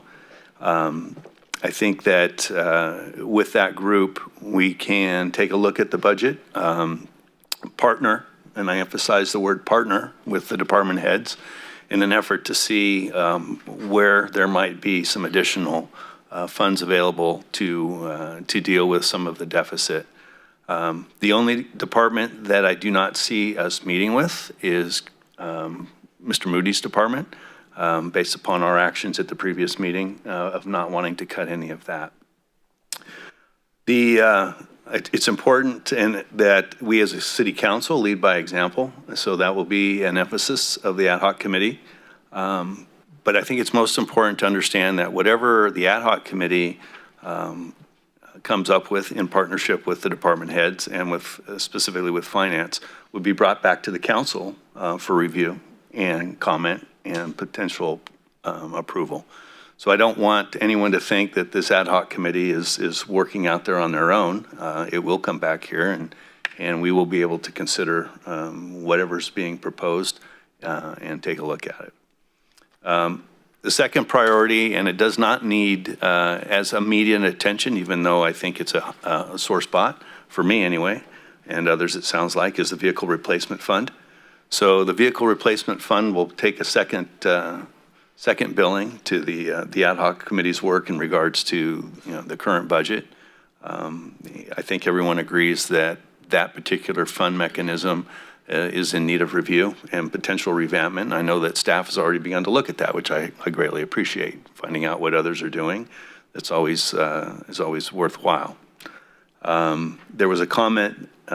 Typically, we don't respond to comments, but I do want to make sure, because it is an ongoing thing, is that the council, through another ad hoc committee, is currently looking at development impact fees in an effort to try to address the need for development, as development obviously can result in increased revenues, which could also help offset. So There was a comment about building permits. Trust me, we are very engaged, and that is a committee that is made up not only of city staff, electeds, and the private sector as well. And I would also say that based on what Mr. Morrison presented, our budget did take big cuts. And each one of the departments, with the exception of, again, Mr. Moody's department, did take big cuts. And, you know, I think our efforts in trying to address this, though they may not be agreeable to all, certainly are an effort in the right direction. And I would echo the comments made by Councilwoman Espandola for the very difficult work that the finance team has undertaken in this unprecedented time of budget reductions, but also to our executive team and for their efforts. And I'm assuming, based upon comments, that they also dove down into their organization. So those that were participative in that process, which is the employees as well, we hold them in high regard. And as a council, I think I can speak on behalf of us. If I can't, then okay. But, you know, we're cognizant of taking care of our Yuba City family. We're cognizant of taking care of our Yuba City citizens that elected us to represent them. And I feel comfortable and confident moving forward based upon the review process that, you know, we'll be able to adjust on the fly.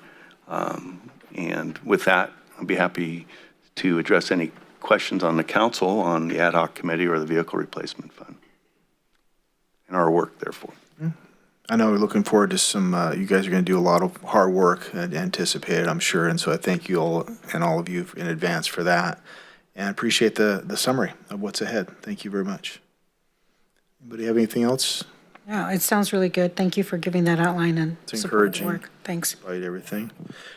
All right, so we have, if there's no other public comment or comment from the dais, we have some action to consider.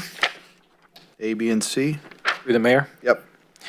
I move that we adopt a resolution approving the proposed fiscal year 2020-2021 operational budget. Consider an increase to the city clerk division budget for an estimated election cost of $60,000, an increase of $200,000 for legal services per staff recommendations as part of this budget, or an amendment at a later date. The proposed all funds budget summary for fiscal year 2020-2021 is attached to our reports. Likewise, adopt resolution B and C. Second. All right, first and second. All those in favor signify by saying aye, please. Aye. And opposed? Unanimous. Thank you very much. Thank you, Spencer. And your team. All right. Move on to number 10, CDBG with Ben.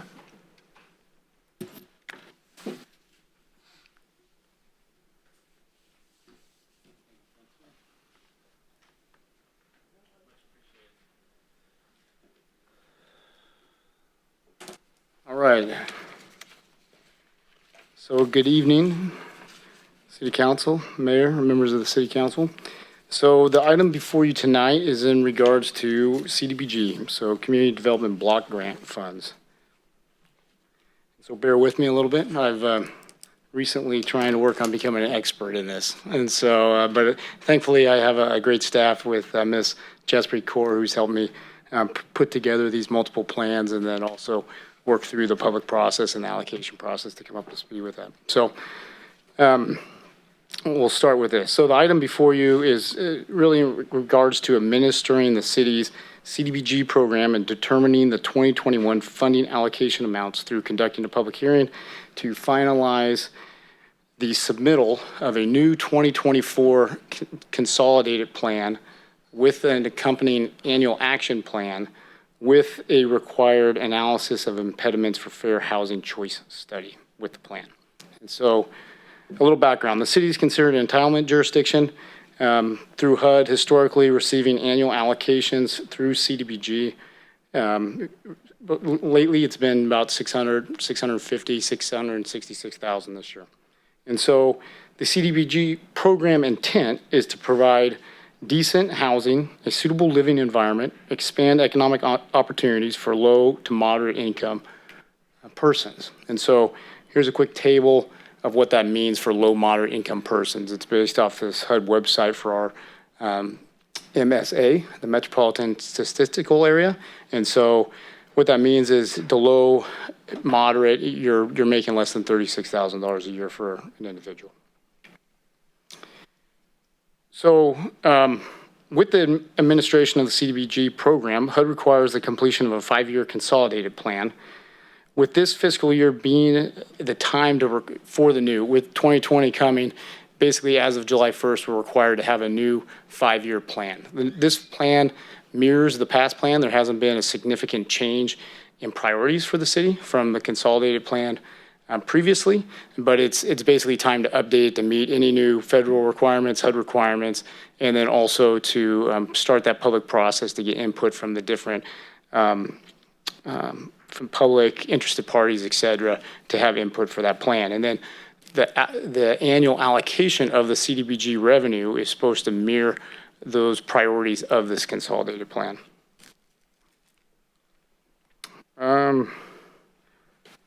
So as part of the consolidated plan, the city coordinated an update in accordance with the citizen.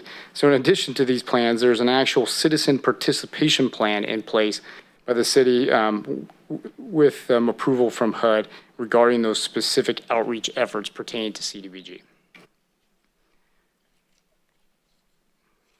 So with the update, as briefly described earlier, the consolidated plan and an analysis of an impediment to fair housing choice was required and done in accordance with that citizen outreach plan. And then it also incorporated any sort of findings in the consolidated plans. No impediments were found. This isn't just a standard impediments. When I first discussed it regarding lack of housing, low income, this is really more, is there discrimination? Is it hard for certain low income groups to have people getting insurance or realtors willing to work with them due to the values? And so through this study and the outreach that was conducted, there was no impediment found for our area, but there was some input from the legal services division talking about they did receive some input about discrimination against disabilities. And so with that, we put it in the consolidated action plan where there's a potential to work with outreach efforts or a workshop to make sure property owners, or when they're doing rentals, that they make sure they're aware of any federal rules, guidelines regarding non-discrimination. So the 5-year consolidated plan. It's this 5-year document that it basically goes through these HUD requirements and steps to identify the priorities of where to spend this CDBG money when it comes in. And those priorities are not in order of significance. We've done this specifically to put these priorities in there so when funding becomes available, we're not forced to pick one priority over the other. And so here's the list is above here, and I'll go through them real quick with affordable rental housing, rehabilitation of existing housing, construction of affordable housing, homeless housing and supportive services, housing and supportive services for special needs populations, public improvements and infrastructure, public facility construction and rehab, and economic development opportunities for low and moderate income individuals. The consolidated plan recognizes the needs exceed funding. And so, and through that, we just work through that every year with this allocation based on city, through the public process of developing the annual action plan and having input from council and through the public hearing. So with this consolidated action plan, one of the big takeaways is that it's due August 16th. And so the timeline for this is August 16th as we work through all the public notices and the approvals. And so, so for this year, the city received $666,861 for the 2021 CDBG fiscal year in accordance with HUD regulations. And this is where the CDBG, it's never been one of my favorite funding sources, to be honest, just because it's there's a lot of strings attached. It's federal money. There's maximums on the program administration costs. There's maximum on the public services amounts, and there has to be an overall 70% threshold that's going to these low, moderate income groups, and then you have to audit quarterly updates and verify that it's going to those groups. And by the way, they want it spent right away. So we go through this. By the time we actually get the money, it needs to be off the books next June, July, so it doesn't ding us and hold money back for next year. And so it's definitely a restricted funding source that not all the groups are capable, the general public, of meeting those federal guidelines and issuing the bids. So CDBG process. So it's kind of a long slide here. I'll try to cruise through it. So notice of funding available. So early in the beginning of the year, basically we put out an ad. We send out emails to past recipients, potential future recipients that we think might match the funding. We put out an ad campaign to basically say, hey, we want to have a workshop. We want to let the world know that we have this funding. If you have something that might qualify for this funding with the intent and the priorities, please submit an application. The applications are due in March. This year, they were due right before the COVID-19 process. And so we worked with the pandemic, but we worked with some of the groups, including the consortium and all that, to make sure that anybody that had interest in the workshop or reached out to us, that they all were able to apply. A staff internal committee reviewed those applications.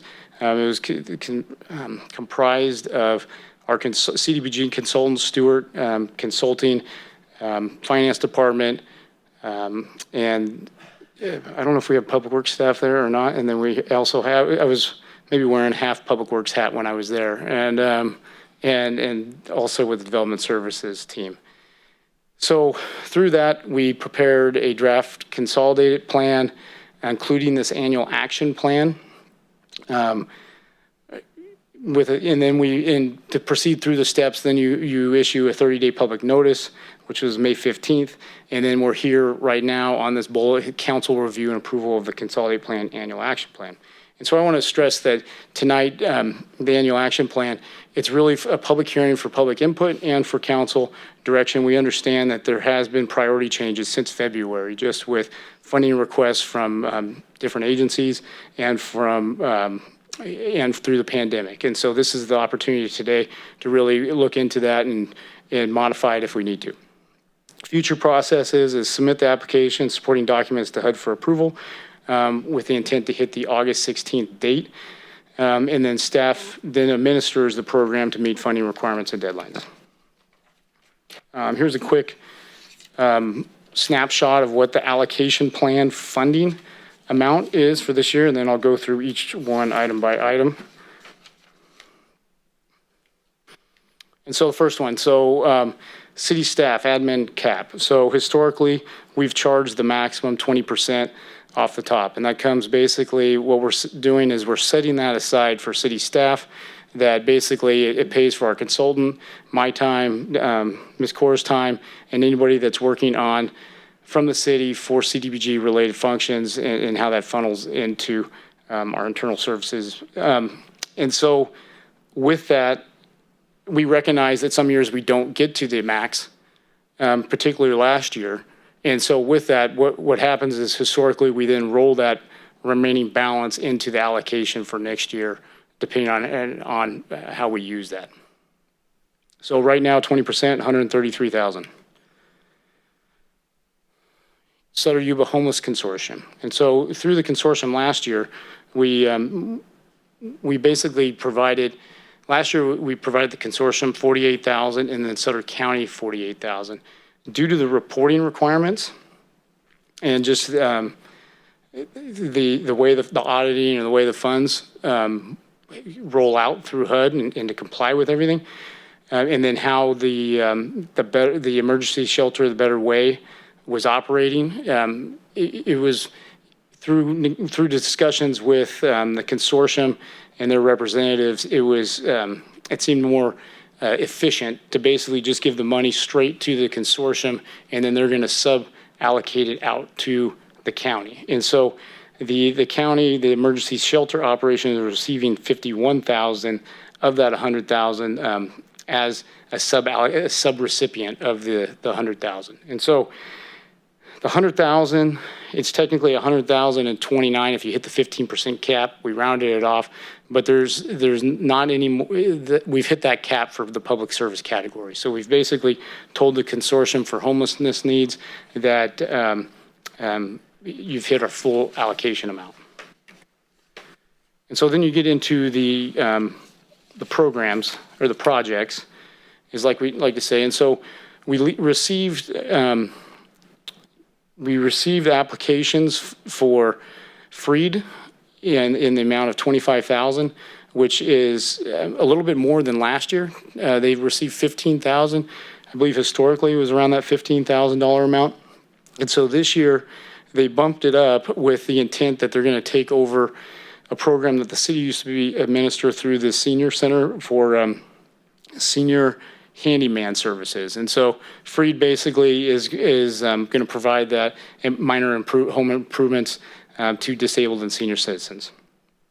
Habitat for Humanity, they came in with a bigger request this year. They weren't funded last year, but they were previously funded years back, a few years back. And so they have this loan, basically repair program, so a low interest home loan program that they basically, they're utilizing the CDBG money. So the Regional Housing Authority, this one's a little interesting, and I want to highlight this because when the application came in, the original request was for $55,000 with a minimum for $50,000. And so when we were doing the accounting on the available funds and who were funding, internally, to be blunt, we had a hard time funding one unit $50,000 for where we see $60,000 or $25,000 going to multiple people. And so through that, there was discussions to minimize it. We worked with regional housing to find out what's the minimum amount that could be allocated, or is there a way to spread that revenue around so there's more of a impact instead of one unit. And so through that, and then also with the city recognizing that the intent of the CDBG money is is rehab homes to provide housing, trying to stay within the priority and the theme, and then work with regional housing as partner. There's existing fund balance that I'll show you a little bit. There's for an existing program from previous years called owner occupancy rehab. And so it's this loan program that it's technically through the city of Yuba City, administered by regional housing.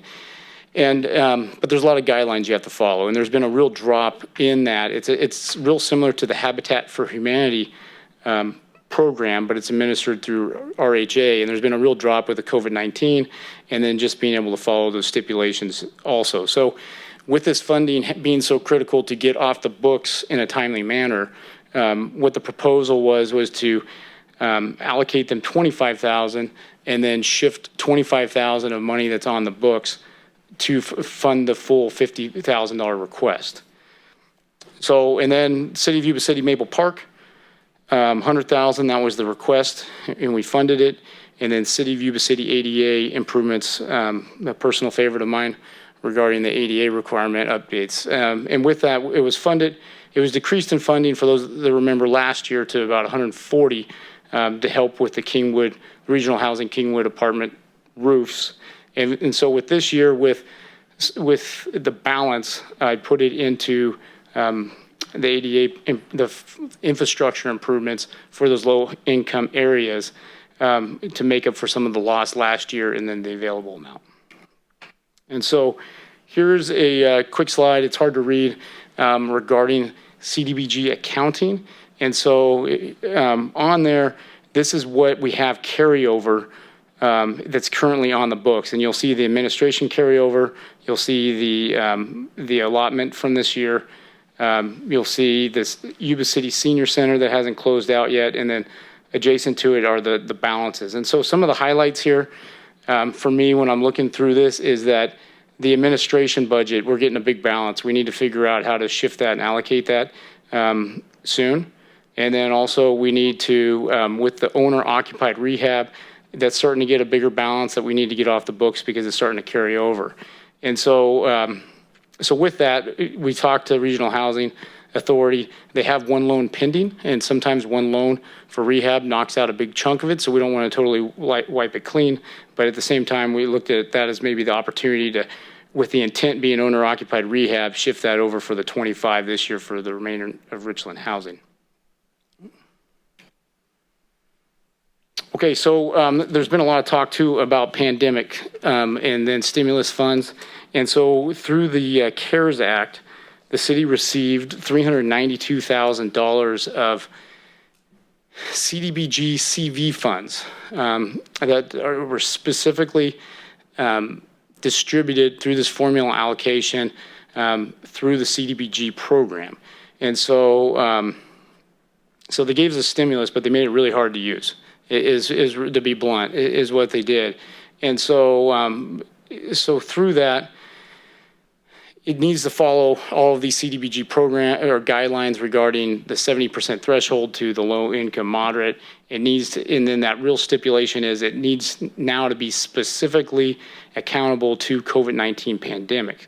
So it's not, it can't just go to housing rehab. It needs to go to housing construction for a isolation room related to COVID-19. It needs to, and so it makes that funding source pretty tough. And so we're working through the logistics of that. And then, you know, I guess it cannot be funded. And also there's this doubling of funding. So if they qualified for PPE funds, like for economic development or for economic loss, due to the COVID-19, if there's any sort of funding that was received through the other funding, the other stimulus resources or revenues, then you can't double up on that. And so it's starting to kind of whittle our pool down of what the available uses are. You know, so, and then with that, there's also the process that you have to go through. So, couple ideas, or well, specific categories would be, it has to be COVID-19 related buildings, improvements including public facilities, assistance to businesses including special economic development assistance if they don't have overlapping funds and they meet those economic thresholds, provisions for new or quantifiably increased public services, and then planning, capacity building, technical assistance associated with COVID-19. So, so what staff is recommending for the CDBG CV funds is that we follow a similar process as the annual action plan, where we put a notice out, see what type of input we get from the public, to follow that, and then also any direction that the council may have tonight, where we potentially reserve a portion of that for economic stimulus, and then we would come back to you with this allocation request for those new funds, and we would update our plans to insert that so then we can move forward and start programming them. So tonight, it's basically conduct a public hearing, and then any input from council or any alternatives recommendation, we take that in consideration, and then we either move forward with recommendations A and B, or we modify the plan to the point we come back and then recommend it. So with that, I'd be happy to answer any questions. Yeah. Do we have any public comment? Yes, we have received two. One was from Elisa Rojas Pilato. Regards to item 10, I motion to divest from police funds and to reallocate funds to CDBG. Make CDBG the top priority. Let this sector receive more from the general funds than the Yuba City Police Department. And we have a second one from Thomas Burns. These welfare programs are un-American. The intermingling of government and private sector is fascism. Since we're done, any more public comment? Not so far. All right, I'll take, we can comment from up here, but then we'll open the public hearing. Okay, I've just got some questions first. And you may need help on this one. I'm sure I will. How many attended the public workshop? I know we had a concern about that last year about, and I know with COVID-19 there may have been some impacts, but it always interests me to see how well the outreach is and who showed up to learn more about the program. You have opportunity I could bring you up.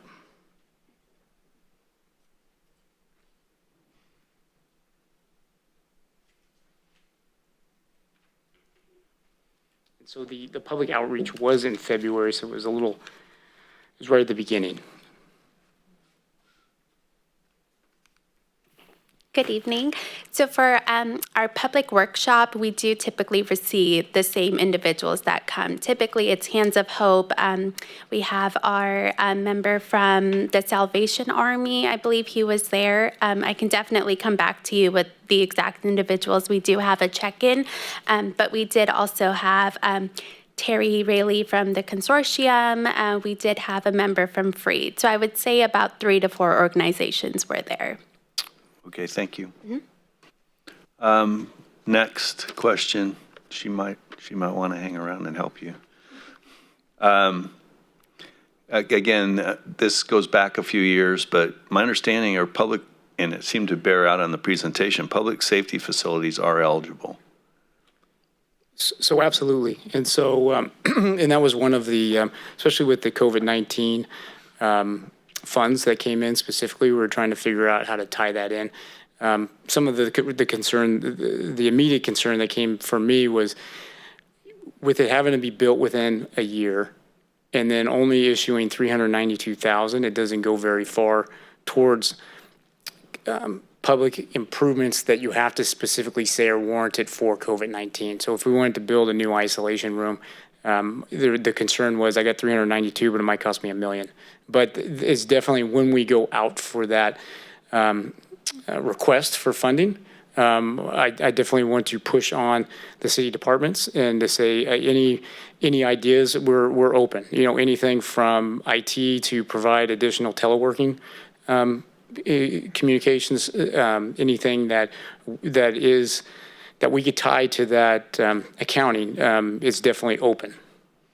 So I know that in the past, and I would go back to the main CDBG program, the projects had to be qualified by low or moderate income area census tracts, correct? Correct, but there was a public facilities, to go back a few years, there is one of the priorities in the con plan had public facilities. And so there is a little bit of leeway where you're supposed to be in that census tract that's for low moderate, but if it is a public facility, such as a police station or a firehouse, then there is some leeway if we could, if it meets the goal. And so we're at City Hall, it's been used before to help with ADA transition, bring the counters down, improve bathrooms. I think the police station, we worked to put in some ADA ramps and some concrete work as it tied into in various things over time.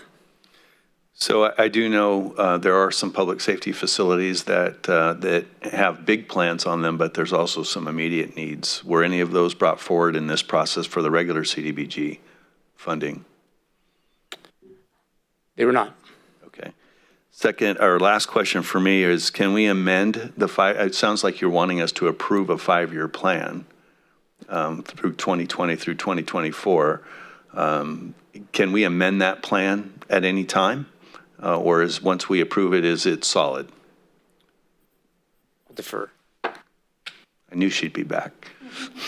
So we do have the option to amend it, but we did keep our priorities very, I guess you can say vague, so we don't have to come back to amend the consolidated plan. So we are covering a very wide basis where if we do receive applications, it will be covered. However, if we do receive an application next year where we would be interested in funding, we will come back to council to amend the consolidated plan.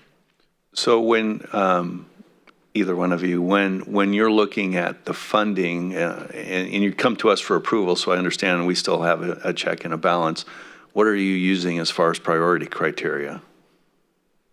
I mean, obviously up here, it looks like there's a lot of housing stuff, and I'm certainly cognizant of the fact that affordable housing is a major issue in the community, but I'm just wondering if there's a matrix or some other method of ranking these projects as they come through, or is it?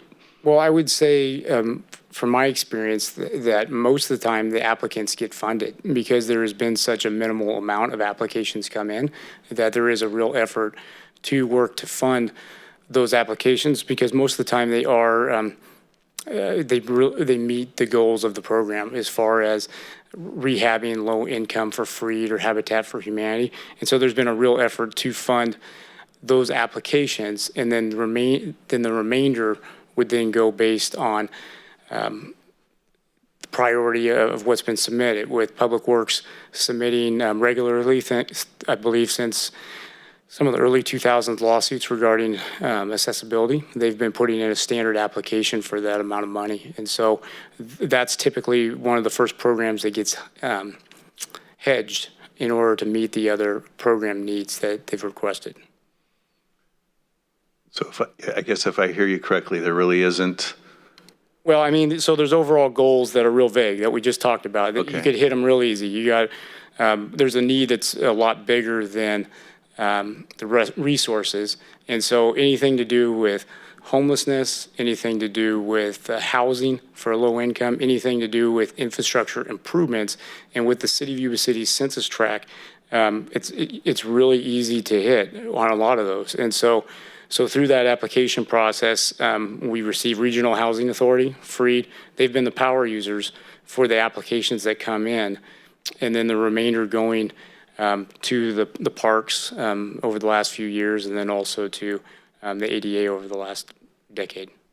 Okay.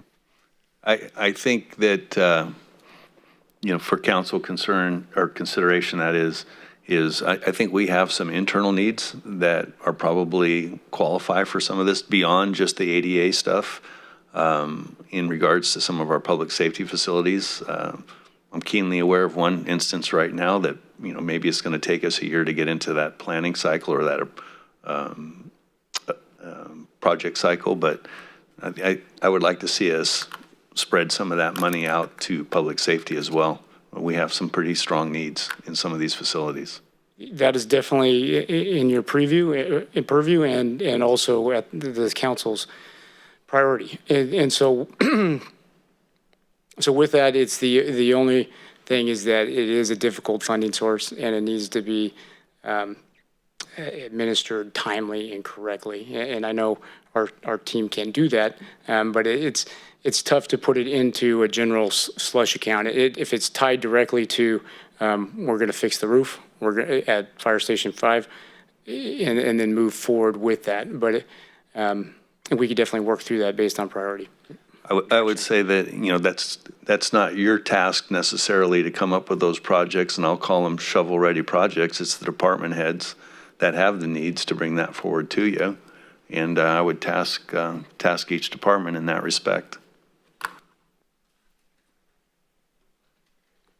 All right, go ahead. We're going to open up a public hearing to receive comments on the 2020 through 2024 Consolidated Plan, the 20 to 21 Action Plan, and analysis of impediments to fair housing choice.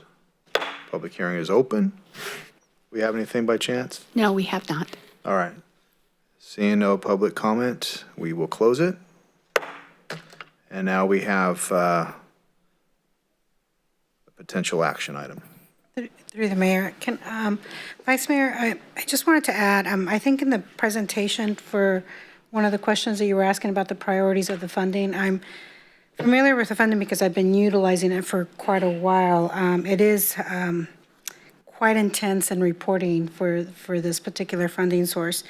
And in here, I think you were probably looking towards more of the public facility construction and rehabilitation area. And there is allowances, from what I'm familiar with the rules on these funding, to make some adjustments. And I think possibly, Ben and Jaspreet, you, within that ranking and rating of those applications, right, that's where that opportunity could have been for perhaps sharing that, extending that out to our internal team to perhaps have some access to part of this 666,000. The reporting requirements are really meticulous. And so my question to you, Ben, is Stewart Consulting doing the reporting, or are you doing it, Jaspreet, the reporting? Because I noticed the carryover funds, and, you know, because it takes a while because it's all reimbursable, correct? So, Jaspreet, can you help me with that? Yes. So are you asking for, sorry, this always makes me a little nervous, but for,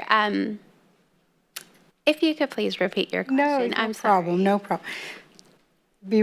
Relax. We're just together talking, okay? Yes. So do you do the accounting reporting for the CDBG, or does Stewart Consulting do it? So the way it works is all of our subrecipients will send me their information. So they will provide me with how many individuals they've assisted, as well as if it is any rehab programs such as Habitat for Humanity, they will give me all of the homes that they helped, as well as any additional information. So then I will go enter that into IDIS, which is what HUD is reviewing. Right. So they give me the information, I enter it in, I do all of our drawdowns, which is where HUD knows how much money that we are expending. So I do that. However, Stewart Consulting, they do help us with a lot of one-off questions, and then they did assist with putting the consolidated plan together, the action plan, as well as the impediments reporting as well. Okay. You answered that question perfectly, okay? So then, along with Vice Mayor Baumgarten, one of the other that I'm glad you brought it up, because I had the same concern. And in the consolidated application, there's a section of that, there's a citizen participation, right? Yes. And so I noticed that, and that was, I think Stewart Consulting did that particular plan for us, and between you and Ben, oversee that and work with them. I noticed that most of all of their correspondence with our partners was all email. So was it because of COVID-19 they changed that process? Yes, so for this round, unfortunately, due to COVID-19, it did really delay or limit our the way that we could interact with individuals. I know there was lots of phone calls made as well that Stewart Consulting was doing for us to get in touch with these individuals, but mainly it was through email.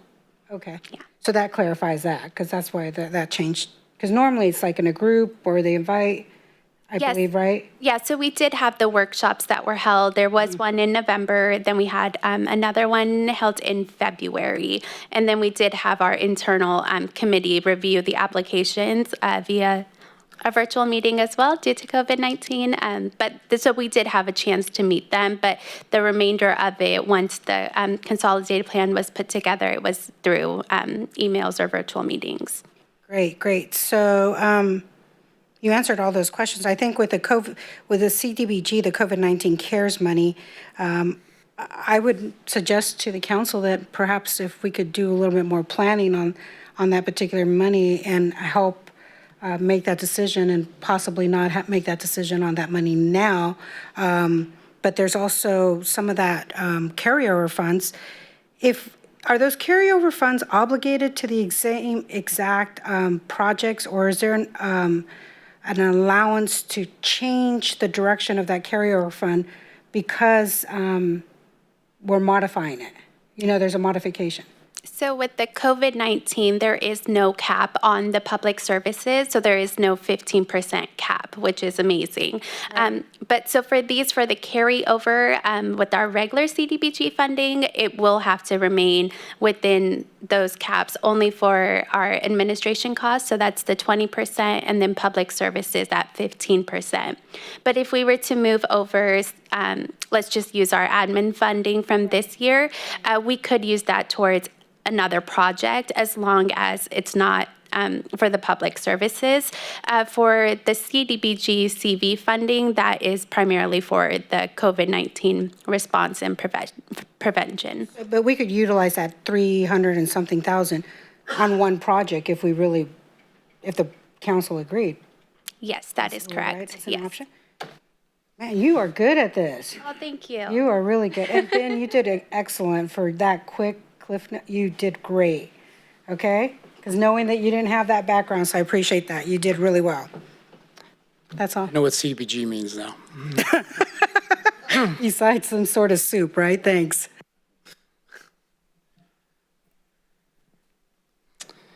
Okay. So do you want to elaborate on we have And so I guess just to add a little bit about the carryover funds. Yeah. And so my understanding, and Jaspreet, please interject, is that if you do not adjust more than 50% of that value, we could do it internally without amending the action plan where we have to come back, notice it, and do that. But if we delete or add new, the process, it's allowable and can be done, but it adds to the process where we issue the notice. Once we've confirmed what that's going to be, we issue a public notice, wait 30 days, we come back to City Council.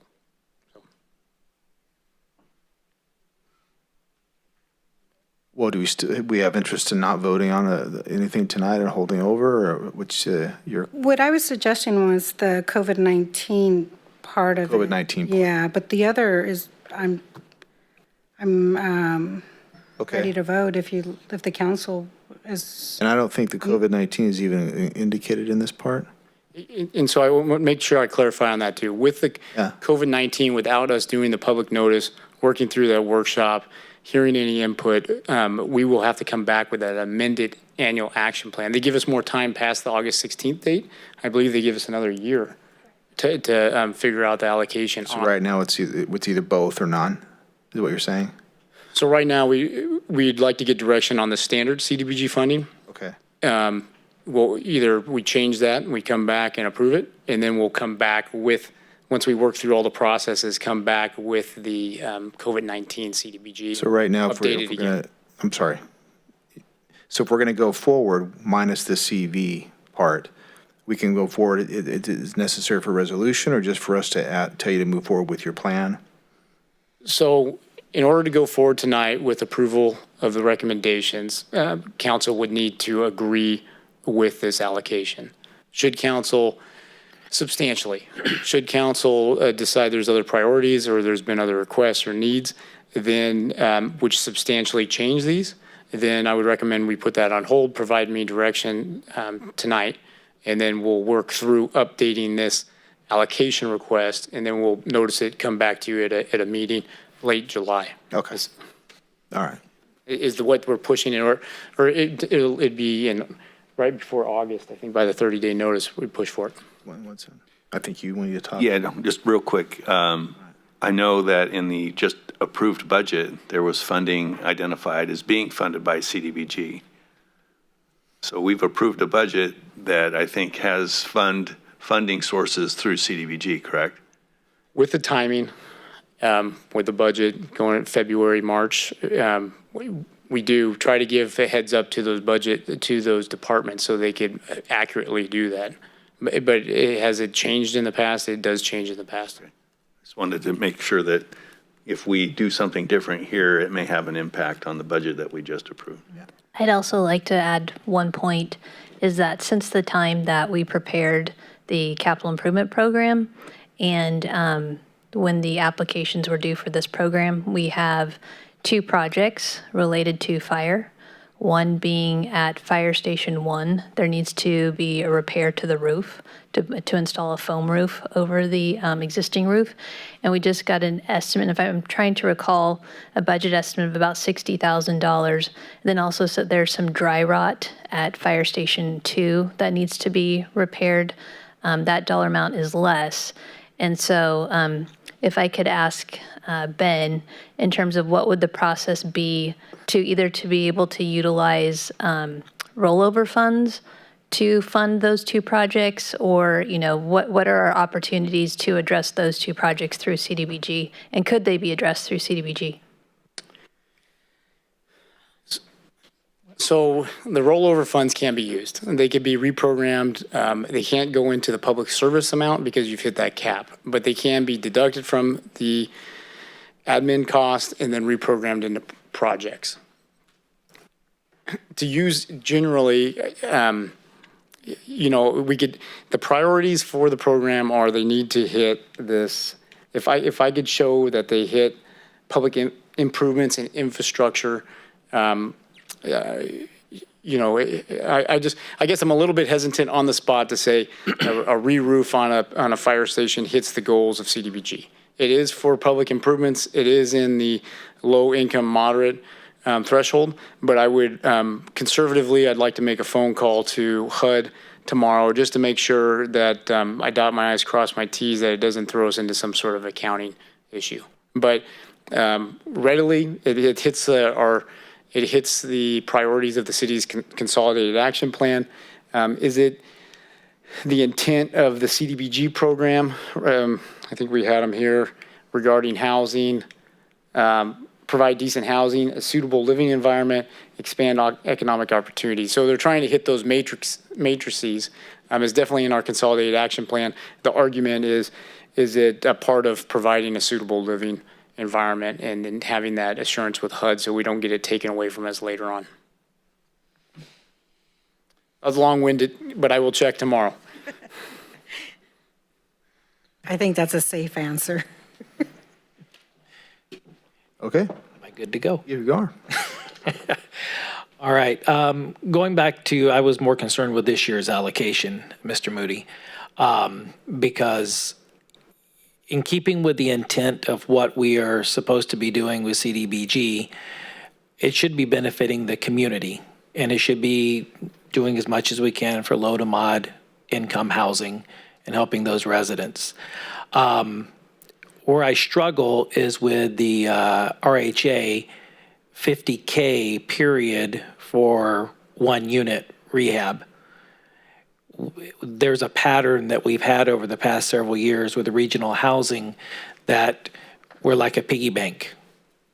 We put a roof on this, we remodel this one unit. We need to be impacting more. I would much rather see the $25,000 for Richland housing be used for something that could fall under that would benefit all the residents of Richland housing if possible. And I know I've posed that question and to Ms. Langley, and we got the update that there's been some, playground equipment that doesn't need it, things of that nature. But I would be more interested in helping more than just one unit, because to me, a rehab of a 768 square foot unit, if I'm not mistaken, for $50,000, that's pretty steep. And at some point, and I know RHA is rebuilding itself, but eventually it should be self-sustaining for these repairs and internal. Okay, so I would much rather see that be used for something that benefits more than one unit. So my first question is, have we had any of those conversations with RHA to try to get more benefit to more people than just one unit? Absolutely. And so with that, early on, it was to confirm the scope, and then also recently trying to figure out how to utilize this on the books, this owner-occupied funds for rehab to meet the intent of that project and the city's goals, and how do we get that moving with the city being a partner with that. And so through the discussions with RHA, with the feedback, we partner with them on many of our programs with Home for federal programs, and then also with these CDBG funds. and so they're aware of these reporting requirements. They're familiar with the CDBG funding source, and for them, with their recent improvements to kind of the community, they didn't have any readily available project to serve a bigger group that they thought they could meet the timeline for this year with the CDBG requirements. And then the scope on that, and we balked at the amount too for one unit, and the input for the public was that it was a complete gut, and so it was part of this Richland housing facility on Garden Highway where they're working through this update of the complex, and it's a complete HVAC, windows, a complete gut, and so to hit prevailing wage rates and to issue it as a $50,000. Unfortunately, it turns into a big number. Right. And, following the year over year, kind of the bouncing ball here, they might decide to do, and this is pure speculative, but they might decide to do another unit next year. So now they're back for another $50K. And so we're rebuilding, one unit at a time. And, I look at Freed. Freed does their home repair, and we gave them $15,000 last year, and I think they did 4 or 6 projects that benefited 4 to 6 families versus $50K and 1 family. And that's the point that I'm trying to make. I think we need to try to get the benefit to more versus spending a large amount on one. And I think RHA bears the burden on this as well, that they need to figure out how to balance that at the same time that they're recovering. Going back to other needs, and I ask you to check with HUD to make sure, but I know that I have checked with people that are quite versed in CDBG, and the bottom line is if it meets the demographics, it can be used for repair of public facilities. And the one that came to my mind, which the Vice Mayor was alluding to earlier, has come up, is Fire Station 2. And if you look at Fire Station 2 sets directly across from low mod income. You've got Melton, you've got Casita, you've got all of those duplexes, quads, apartments right there. What happens if we don't get the repairs to Station 2 and, we have to relocate Station 2 or do something because it's, not up to snuff for the guys to operate out of? That is definitely a direct benefit to low to moderate income housing because it's directly across the street by about 100 feet. I want to see the funds used personally to where it has the greatest benefit to the most people. Like we're doing the ADA across the city, vast amount of improvements across the city, benefits a large majority. The playground equipment with all the handicapped access and stuff, a lot more accessibility, a lot more benefit to a larger audience. I really have a hard time with the 50,000, 25,000 out of this and another 25 to gut one unit.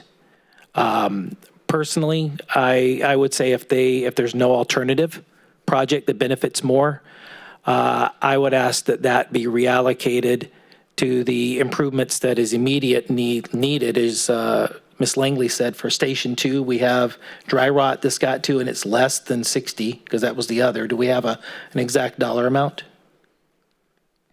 I'd have to go back and look, but it was, I can't recall the number. I know it was less than $60,000. Okay. Whether it covers it all or not, we're in a tight budget. We're in a tight budget, and we've got some immediate needs that need to be taken care of. So personally, I would not like to see that unless RHA can come up with something that can benefit more people than one unit. So everything else I'm good with, but if they don't have anything, I'd like to see Station 2 be repaired.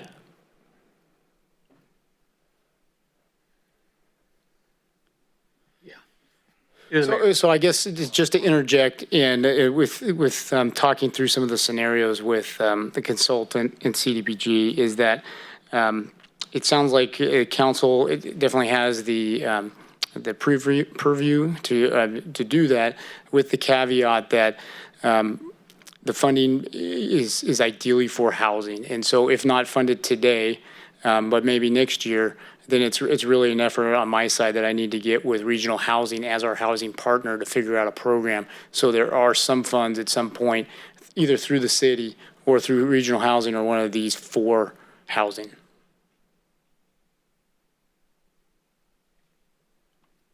Through the mayor, I'd like to let Councilman Shaw know a few things, or let him know what's going on here.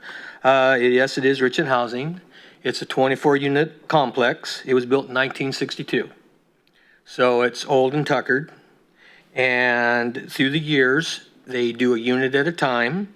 They've done approximately 14 units out of 24. They're up to their next unit. And like he said, it's a complete gut job.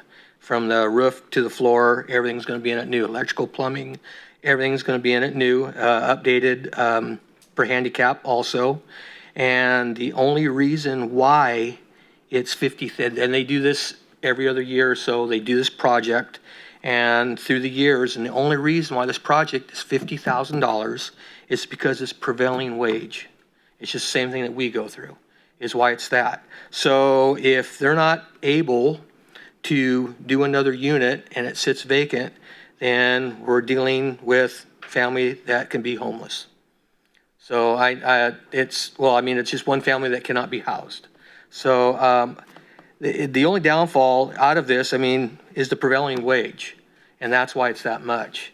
And they're coming in and asking. I've been at tours in them, stuff like that. The places are immaculate. They do everything with the funds and stuff they have, and this is one of the things they get to do. They get to come to the city with the CBG funds, and they each year or every other year they make a unit better. Like I said, it's 1962. We're 2020, and they need a little love. So I'm hoping that we can push this forward so we can have this unit taken care of and have another family that could stay there and not become homeless in the future. So I'm hoping you will help us push this forward. Through the mayor, just a quick question, Mr. Moody. Can RHA not borrow out of the other fund where they were getting the $25,000 to match it? Could they not borrow $50,000? So through discussions with RHA, the minimum for this project was 50 to get it through. My understanding from the director is that it would help go toward, I know they're working through 2 units right now. So they've completed 14. They're currently using their own funds or different revenue sources for 2. And so technically this would be the 17th out of the 20 plus for that facility. And so I believe Gus is online. I don't know if he could provide any feedback via the chat, but I don't know if he has a way to supplement his side for the 25,000 remainder to move that forward. Yeah, and actually, you got 25,000 out of this side. You said the other 25 was coming from the loan program of some sorts, is what you said. It was. And so we have a program called this owner-occupied rehab. Okay. Can he not get the entire 50 from the owner-occupied rehab? That's my question. So he could, and that's a city program. The owner-occupied, the Regional Housing Authority has the ability to, and so there is that ability to do that. The only caveat was there was one loan in process. So if you have 106, 110 on the books, if you took away 50, you got 56. And so it just would be whatever loans we would issue over the next year or going forward would have to be in that cap. And how many do we typically do of those a year? There hasn't been much in the last couple of years. So it's really not a major concern. So we could actually draw the 50 from that to get it done, but free up 25 to repair a fire station.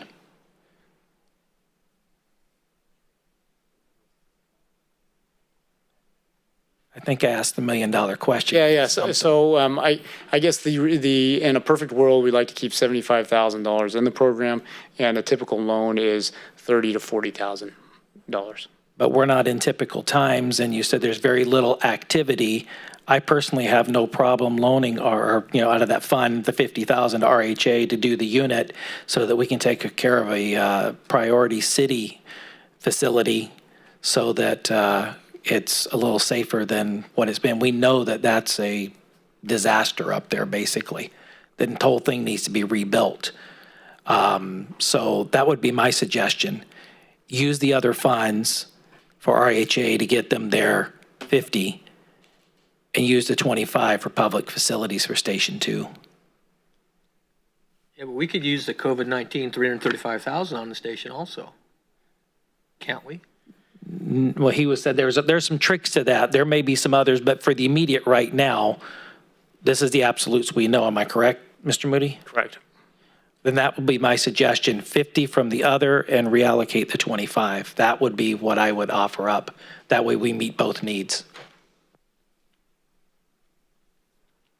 Do I have a consensus, I guess, with nods?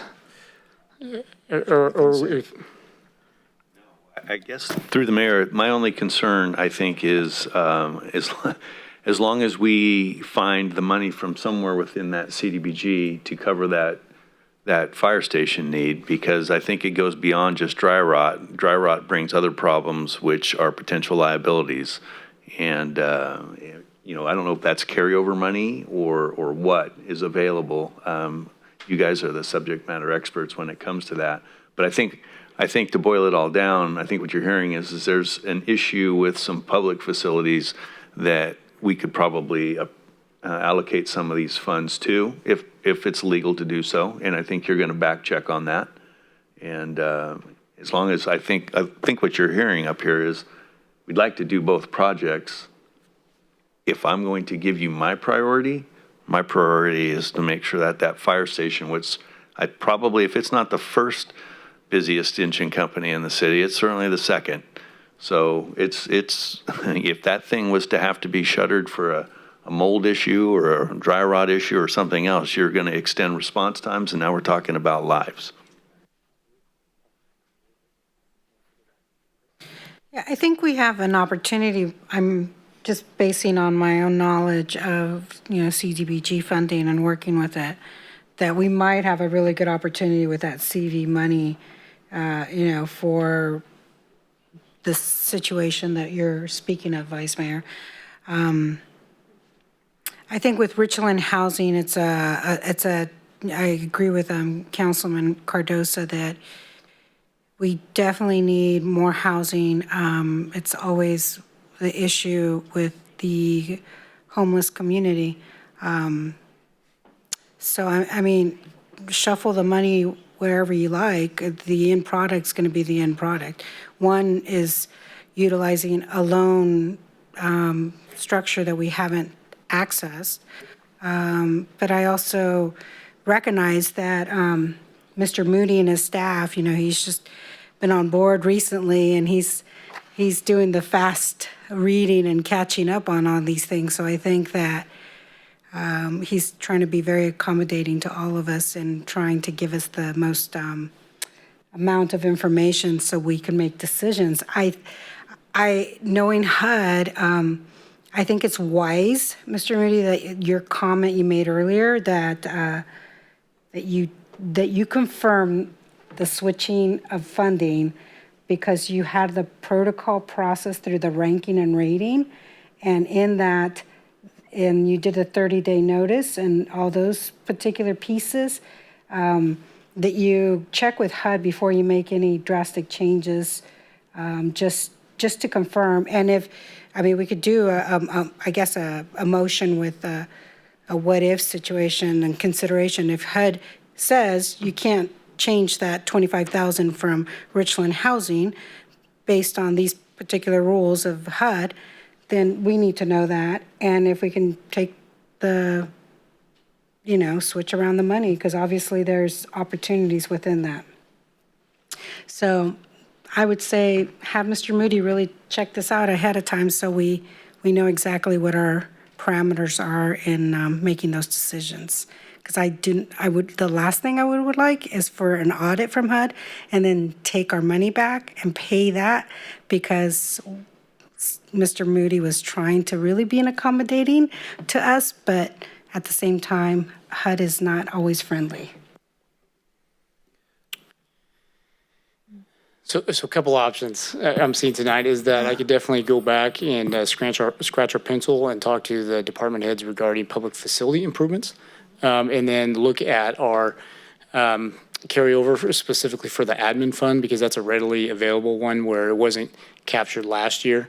And so instead of leaving in that early and then switching it over, we could identify that use at this time. And so I'll plan to get with Public Works and the department heads regarding the capital improvement budget to see where, and meet with HUD to do that. And then I could come back with an updated recommendation. With that, I just wanted to try to get a consensus regarding the RHA money, with it being one unit. Are we still looking at being able to fund? Are you comfortable with reducing the owner-occupied funds? Or would we like to work that into more of a public improvements for the city? Have you followed me? I think we agree that we modify to get the 50 from somewhere else and put 25K toward the Station 2 improvement. Well, and then with that, we're looking at a potential, if we use all of the admin money carryover, you're looking at about a $300,000 pot that you could play with, that I could get and fine tune. Those projects, confirm with HUD they're applicable, and then make sure that they can be delivered in that time frame. So everything we've discussed today, a little bit of modifications and changes, is that within the purview of acceptable level of change as we move forward with this resolution we're requesting? We need to put that on hold for your purposes. Bear with me 1 second, because there is some tricks with carryover admin fund as far as not having to read notice, that maybe we could identify it as public. I want to give you as much as we can tonight, but we don't want to paint ourselves into a corner either.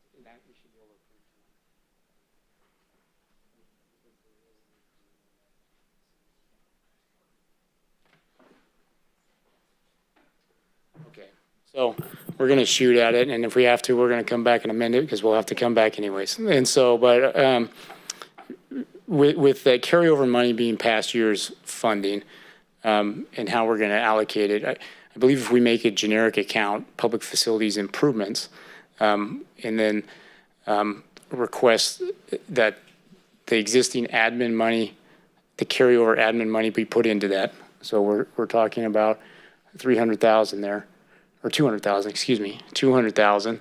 And so 129.5 plus 77.8. We put that into the public facilities improvement with the 25 of this year's money for regional housing. Well, I don't want to totally unfund that.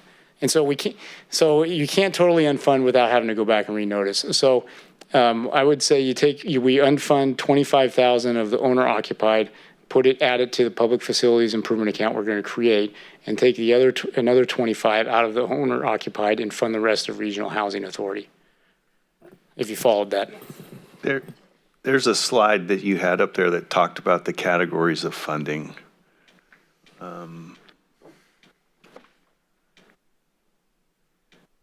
There it is. Why is this not public facility construction and rehab for a roof repair? It's a public facility and you're rehabbing it. Why is it public improvements? Just curious. I don't know if I'm following. So public, if we call it public improvements and infrastructure, if we're the new account name? I guess to me it looks like the second from the bottom, public facility rehab. When you say improvements, I'm going, well, we're not really improving anything. We're rehabbing something that is existing. I would agree with you. I think that's a better title for it, and it falls under that priority. And so we could call it specifically the public facility construction rehabilitation. Thanks.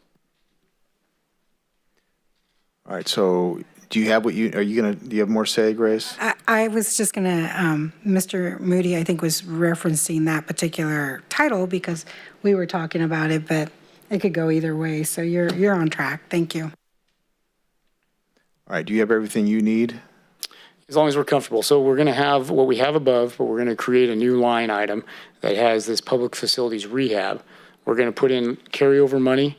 That's approximately 200,000 and 225 where we transfer 25 old occupied money.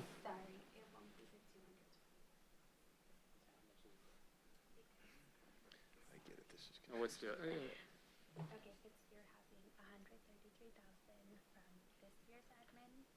which should stay as is, but if you go back to where we have 120,000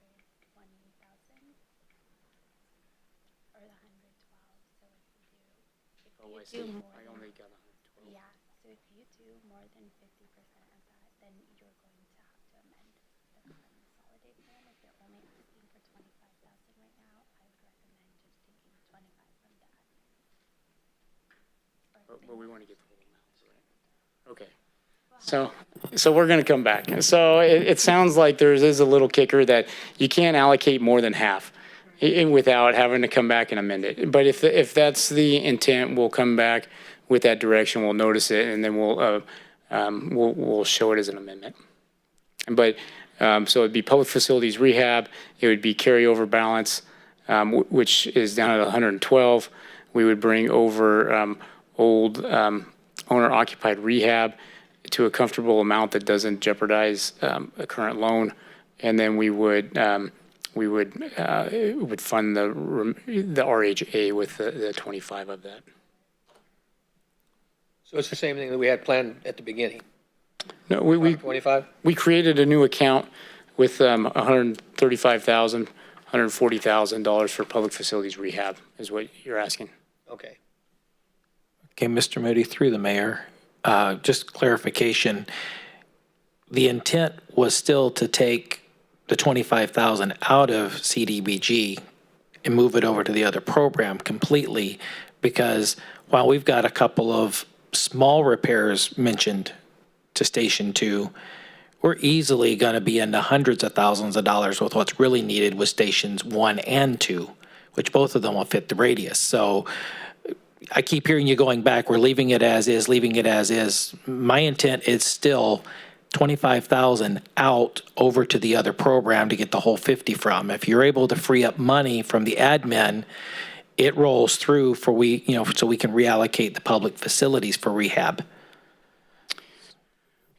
My apologies if I misheard, but I guess my takeaway, and I could play with the numbers with a carryover balance, is that you want RHA to be funded. I guess and so it's just a matter if we're funding it with this year's 25 and last year's 25, or all of last year's 50 in reallocating this year's.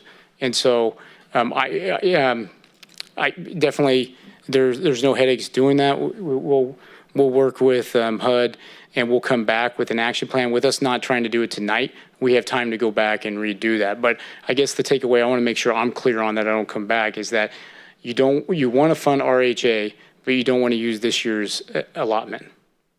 That is my intent. Okay. And Ben, this is clearly complicated, but I would even suggest, if looking forward, we have a lot of projects for fire stations alone, PD, and I'm sure numerous other buildings. Maybe you guys know how to do it better than I do, but we can have a placeholder for future lists of what we're using CDBG for our public facilities, for future allocations, because there's definitely a need. As long as we can do so appropriately and legally, I would be interested in doing that. Having a standing. It's definitely note taken, and there will definitely be a push at next year's allocation meeting. Okay. For the department heads and for those, a push for where we could double up on other costs. Yep. Thank you very much. So no action tonight. We will come back at a future meeting. All right. All right. So we'll move on to item number 11. Excuse me, Mayor. Oh, do we have public comment? We had two more public Okay, comments. go ahead. in. All right. One was from Thomas Burns, and he said Fire Station 2 is in desperate need of a complete remodel and addition. That fire station is very inadequate. He also said that Manny is absolutely correct on the wages and that the $50,000 is actually good for those extreme wage rates. And then the other comment was from Alyssa Rojas Pilato on item 10, right? Yeah. The fire department has a 25% budget from general funds and thus has enough funds to fix one of its station's roofs. And also, she says, or the funds can come from the highly funded Yuba City Police. Okay, thank you. And that was the only two? Yes. All right, thank you very much. So we'll move on to number 11, Plymouth Street Marketplace. All right. So the Downtown Business Association has submitted a request to, they've developed a strategy called the Plymouth Street Summer Marketplace. And so the proposal is to close Plymouth Street from Church Street to Bridge Street on 3 Saturdays during the summer, June 27th, July 18th, and August 8th from 10 a.m. to 5 p.m., with the intention of allowing businesses to expand their services onto the sidewalk and roadway. And so this would be an event, it wouldn't be like the summer stroll in terms of having outside vendors. It would be strictly for the utilization of the existing businesses to be able to expand the services, promote social distancing, allow customers to have more space to conduct business, restaurants to have more outdoor seating during these timeframes. And so the DBA is requesting to utilize the $7,500 that the city contributed for the 2020 summer stroll. The funds would be used to purchase face masks, hand washing stations, rental of security, and entertainment. In addition, they're requesting an in-kind request valued at almost $2,600 for Public Works to close Plymouth Street during those 3 Saturdays. So the $7,500 for the summer stroll was previously approved by City Council as a sponsorship. This is a little bit of a change in terms of how that $7,500 would be utilized. In addition, with the in-kind request, staff is viewing this as a sponsorship request. It doesn't quite meet in terms of what they submitted, the formal request for a sponsorship. And so if council were to move forward with supporting this request, staff would follow up with the DBA to request that they actually submit a formal sponsorship application just to make sure that we are applying the council policy just like we would apply to any other proposed sponsorship. And then finally, staff is suggesting that support of the marketplace be contingent upon the approval of the Bi-County Public Health Officer, Dr. Liu. I'm not sure if Chris Ray is still on the phone, available to answer questions. I'd be happy to answer questions to the extent that I can. And if Chris is on the phone, are you there? Yes, I'm here. Well, thank you so much for staying with us all this time. And so with that, Chris is with the DBA and could answer any other questions related to the DBA's request.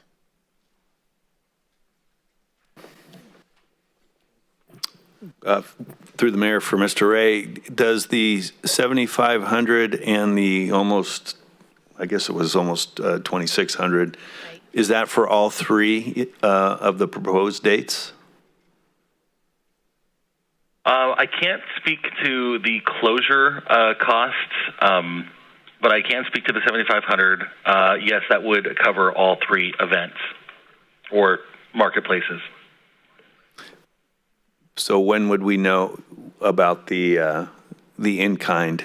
Because if it's 2,500 per event, that's a big ask.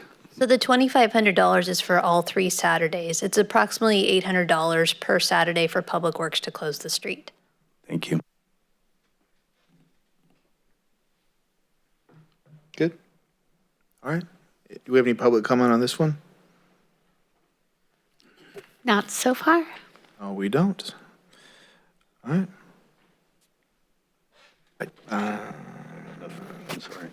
Sorry, Mr. Mayor. No problem.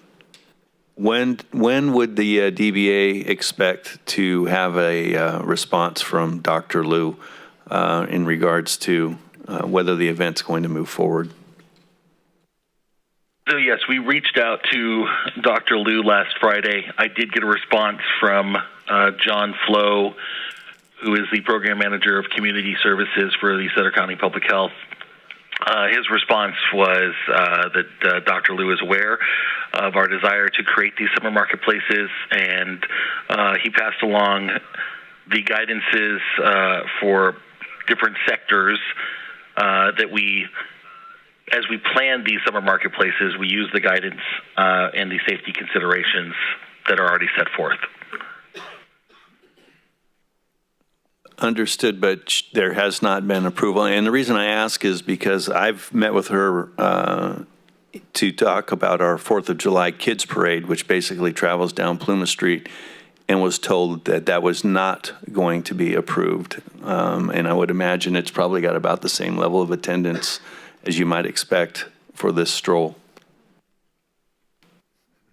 So I asked specifically to John if we could receive approval from Dr. Liu, and he said that we, like most specific businesses, as we have begun to reopen, that we would not receive specific approval for these marketplaces. So would it be safe to say not specific approval could mean not that it was denied? I don't want to assume that, because in response from Mr. Flo, he said to keep in consideration the guidance and the safety considerations that are already set forth for businesses that are operating on Plymouth Street: restaurants, bars, wineries, workspaces, family entertainment centers, and in the list of sectors that he provided: campgrounds, RVs, and outdoor recreation. I certainly don't want to sound as if I'm against the event. I guess just practically speaking, one would assume that if we have 400 or 500 people walking down Plymouth Street, you would expect to have at least that many for your events on the 27th of June, et cetera. Or are you planning on something significantly less than that? We can't really gauge exactly how many people we're expecting to be on Plymouth Street. One of the thoughts behind creating the summer marketplaces is very similar to the allowance of the flea market in Yuba County to exist and be reopened, these certified farmers marketplaces that are open as well. So we can't stop people from coming to Plymouth Street on these designated days, but we are trying to find ways to hopefully help promote a decreasing amount of people on Plymouth Street.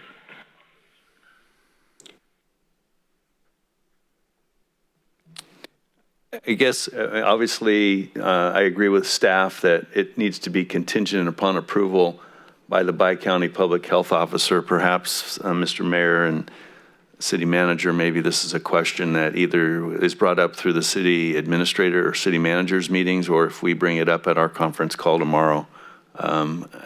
Again, I think it would be great to start having these events, but it just seems inconsistent that we can't have a parade, but we could have a bunch of people down on Plymouth Street for an event like this. So I just don't want to get the city in a spot that that we might have some liability for. That's my concern. Through the mayor. Oh, you going, Dave? Through the mayor. Diana, what were the dates again, please? June 27th, July 18th, and August 8th. Okay, well, we can't have a parade on July 4th, and they're saying June 27th. I'm all for it, but, Dr. Liu's the one in charge. I think the 27th shouldn't even be on the table at this time. I'm sorry about that. And we have a council meeting on July 6th, which this could be brought back to us at that time and see what Dr. Liu has to say after July 4th.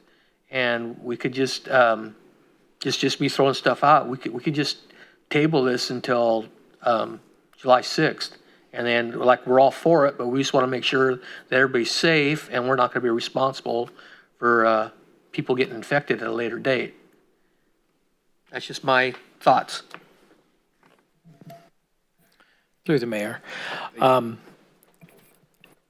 As far as, you know, the DBA moving forward, I mean, it's almost like through this whole COVID stuff, they're getting mixed information, just like we've gotten mixed information along the way to where we can't meet more than 10 people, but yet if you're a house of worship, you can go 10% or 100, and if you're protesting, it's 100 or 250, and it's like, it doesn't make sense if we're all together, we're all together. I'm wondering in this, if the reason they got the answer from Mr. Flo is because, and not a direct letter, is because we're a municipality and we're getting those direct, you know, you can't have the parade, you can't do the fireworks, you can't do this. But they're viewing, from what I'm hearing over here, is you're a business, but yet you're a business association. So is it, I guess I'm posing the question, is the reason that we're not getting a direct answer from Dr. Liu is she thinks she's telling an individual business, classifying it that you can't open or not, where the guidance has been, here's the guidance, open at your own risk, follow the rules, because if you don't, you could be in trouble. I wonder if, you know, first of all, I'm supportive. The community needs something, and I'm absolutely supportive of our 4th of July. And I think if we're going to do fireworks, we ought to be able to do the 4th of July, and we ought to be able to do the downtown summer marketplace. And I know that the DBA is going through all the measures, as I've spoken with them, to try to comply with everything. I would have no problem moving it forward with the contingent of Dr. Liu, but at the same time, if she decides not to rule or give us an opinion because she's viewing it as an individual business, I don't want them to be hurt because of her, you know, not wanting to give an opinion on an independent business. That's just my 2 cents. I mean, hopefully I didn't lose anybody in that, but I'm really wondering where Dr. Liu's at. You know, will she give us the letter or not? Through the mayor, and if Diana, either you or maybe Mr. McIntyre, because you were involved with the marketplace in the farmers markets downtown, correct?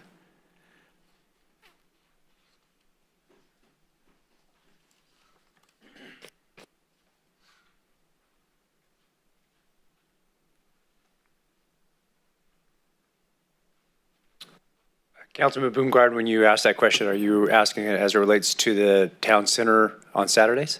Yes. Yeah, so they use our facility, I guess is the best way to put that. So I as a member of the compliance group, and Mr. Ray brings up some good examples of where things have been allowed, and then we have examples of where they have not been allowed. Again, I think this group wants to see that summer event happen, but what were the conditions under which the farmers market in the town square was permitted? Because it's a gathering. It is, but the farmers market is regulated by the Ag Commission. And so there are very specific rules that they have to adhere to before they are even given approval through the Sutter County Ag Commission. Once they do that and they meet, and she, meaning Desiree, once she does meet those criterias, then she gets the permit to able to do that. And certainly COVID-19 falls, a lot of protocols fall under that that have to be taken care of before the permit is given. This is obviously a different situation than that. Thank you. Also through the mayor, the museum had the same issue. They were having a farmer's market, and they had to jump through hoops just to get it for a Wednesday night, just a small venue. They only have 5 to 6 merchants there selling produce, and it's, you know, when you go there, they ask you to please wear facial coverings when you're there on Wednesday nights. So it's a sticky situation right at the moment. Like I said, I'm all for it, but, you know, if Dr. Lou doesn't give the blessing, I'm sorry, or if they can do the 18th, August 8th and August 15th, at least to give them some time. Like I said, I'm all for it for the businesses. Through the mayor, if you don't mind, I think one of the things that it gets complicated is that once or if it is decided for us to participate financially, we become a little bit more open on a liability. Certainly, we can ask our city attorney to do that. I'm not an attorney, but I'm sure that becomes a potential problem. Through the mayor. Yep. Just make it nice and cut to the chase. Mr. McIntyre, since you have continuous communication with Dr. Lou's office, could you facilitate getting up or down on behalf of the DBA and the city, since we are looking at being a sponsor of this? We need to know if it's a go, if they comply with everything, or no go. I mean, can you be that vessel to get that? I can certainly try. Okay. Would the DBA be open to that? Yes, much appreciated. Thank you very much. Okay, then personally, I would be back to where you're at with the contingency. If Mr. McIntyre, you're going to take the lead on that and get her blessing up or down, as long as they're complying, I'm personally comfortable with it, with that contingency. And I would add to that, that you mentioned to confirm with our legal counsel on any exposure, like risk exposure as a council, as a city. Thank you. We good? All right, no, it's nothing to vote on or approve, but the direction would be exactly what we've talked about just now. I think it's primarily just discussing the event. I don't think we were necessarily here to approve the event or not. It was whether we're going to contribute funds or not. And I do concur that we should not proceed forward, unfortunately, without Dr. Lou's blessing. And I also think that regarding the money, we need to stick with our policies. The additional, they already have the $7,500, and we can consider that a community sponsorship, and the appropriate paperwork should be completed. Okay. But other than that, I hope it's very successful, and hopefully it'll work. Public comment. Always forgetting something. Yes, we have. Mom, I have to say. Yes, Mr. Burns said, just do it. You do not need permission from the overpaid. And he says it's ridiculous. All right, just the one? That's. All right, and yes. we have Mr. Shaw would like to finalize things. Thank you. Mr. Mayor, one follow-up question, and I held back on asking this because I needed to know if we were going to be in alignment with the event going forward. Talking with the DBA, their idea of this is to basically pour out the restaurants and everything, into the street to give more seating and spacing and such. We do have conflicting rules, and I'm wondering if there's something that we can possibly look at doing, and this is going to take Mr. Chaffin, which I hope he's still with us. Right now, we've got all the restaurants there that have ABC license, and you can have a beer inside. But if you're going to be sitting in the middle of Plumas Street having dinner, you're going to have to go inside and drink your beer, or you can get it to go. We've got this whole thing about open containers up and down Plumas Street. So is there anything that we can do for this type of situation where they're extending the restaurants out to allow them to serve the alcohol, to the people that's sitting at the tables? And they're probably going to have to clear things with ABC, but I want to know if there's anything we need to do to clear that way as well. It'd be just like any other festival where we close it off and they're serving alcohol, I believe. I believe Shannon does have a response to this question. Okay, good. Thank you very much, Mr. Mayor. Yes, there are a couple options for the City Council. Currently, the city does not have a temporary use CUP that would allow these businesses to basically go into the street outside of where they would normally be serving. One of the ways that you could address that is amending your code. That would take you some time and would not likely be able to meet the dates that are being proposed. Another option that is out there is we are technically in the condition of a local emergency, and there are certain authority and powers that are granted to your emergency director and to the City Council as well. If the council were to find that due to the COVID emergency that there had been particular impacts to the Plumas Market Street area in particular and the businesses there that would warrant a temporary relaxing of standards to allow them to serve out on the street on these particular days, with ABC approval, of course. The city manager could issue an order doing that, and that could be ratified by the city council at a later date if you're so inclined.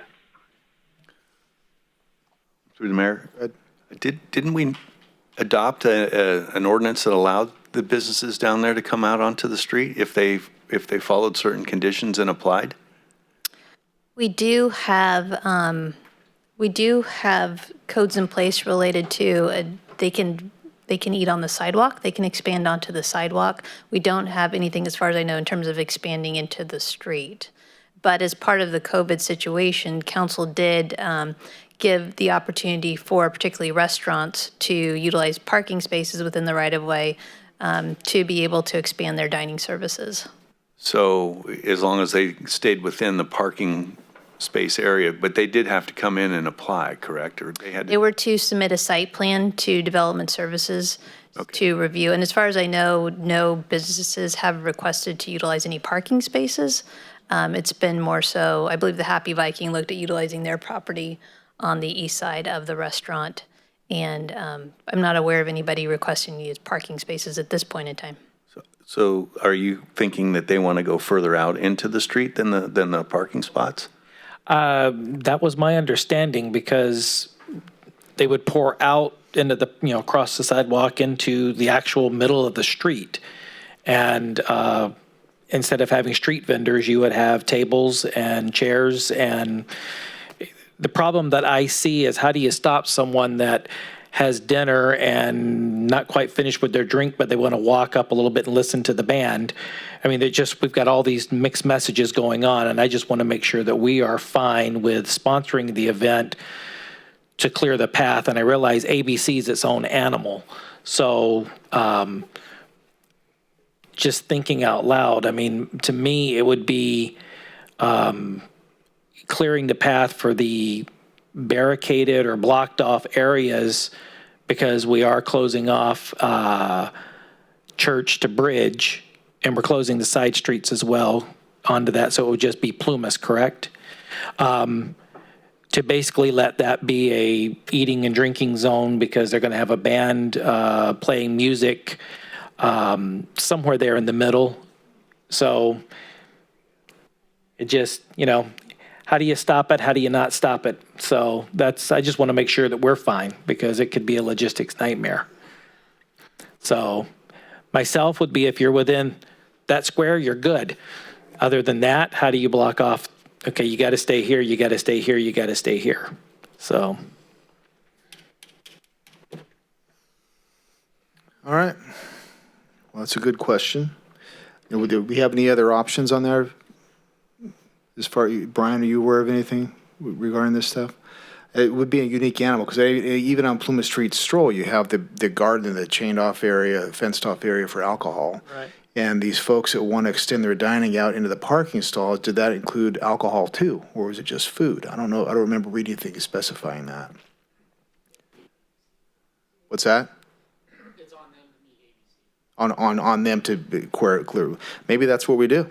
If you want to serve alcohol outside, you probably they might have to kick in with their barriers and whatnot for the eating it. But then you have to worry about regulating that, of course. Through the mayor? Yes. Sorry about that, Mr. Mayor. No, There's a little bit of a lag here between what I'm seeing and hearing and getting back to you. I didn't mean to interrupt you. If the city, as Councilmember Shaw has said, clears the pathway, anybody who's serving alcohol, as you know, still has to go through the ABC process. Currently, under the ABC rules, at least as they existed this morning, they have to have plans and site and locations for ABC. So part of the approval, if the council is so inclined, is to comply with their ABC license requirement. And if ABC requires them to designate a space and to designate an area, either to tape it off or chain it off, and the city's fine with that area being in the street as long as it's taped off or chained off and meets ABC requirements, that would enable the business owners to be able to comply both with ABC and with city requirements. That makes sense. We'll basically do it at the lowest possible level and have the individual businesses decide how they want to handle it with their license. Okay, so after all this, are we clear as far as discussion and direction, Diana?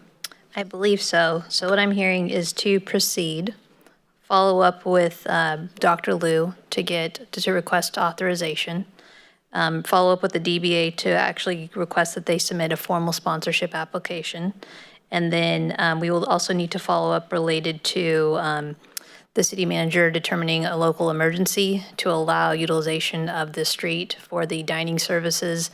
And then that would require to bring an item back to council at a later date for ratification of that item. And then I'll work with Shannon in terms of language to provide to the DBA to either put some type of, because in the past we've not required the DBA to get an encroachment permit. So we should work on some type of special event permit requirement and put language in there related to compliance with Dr. Liu's order as well as any ABC requirements.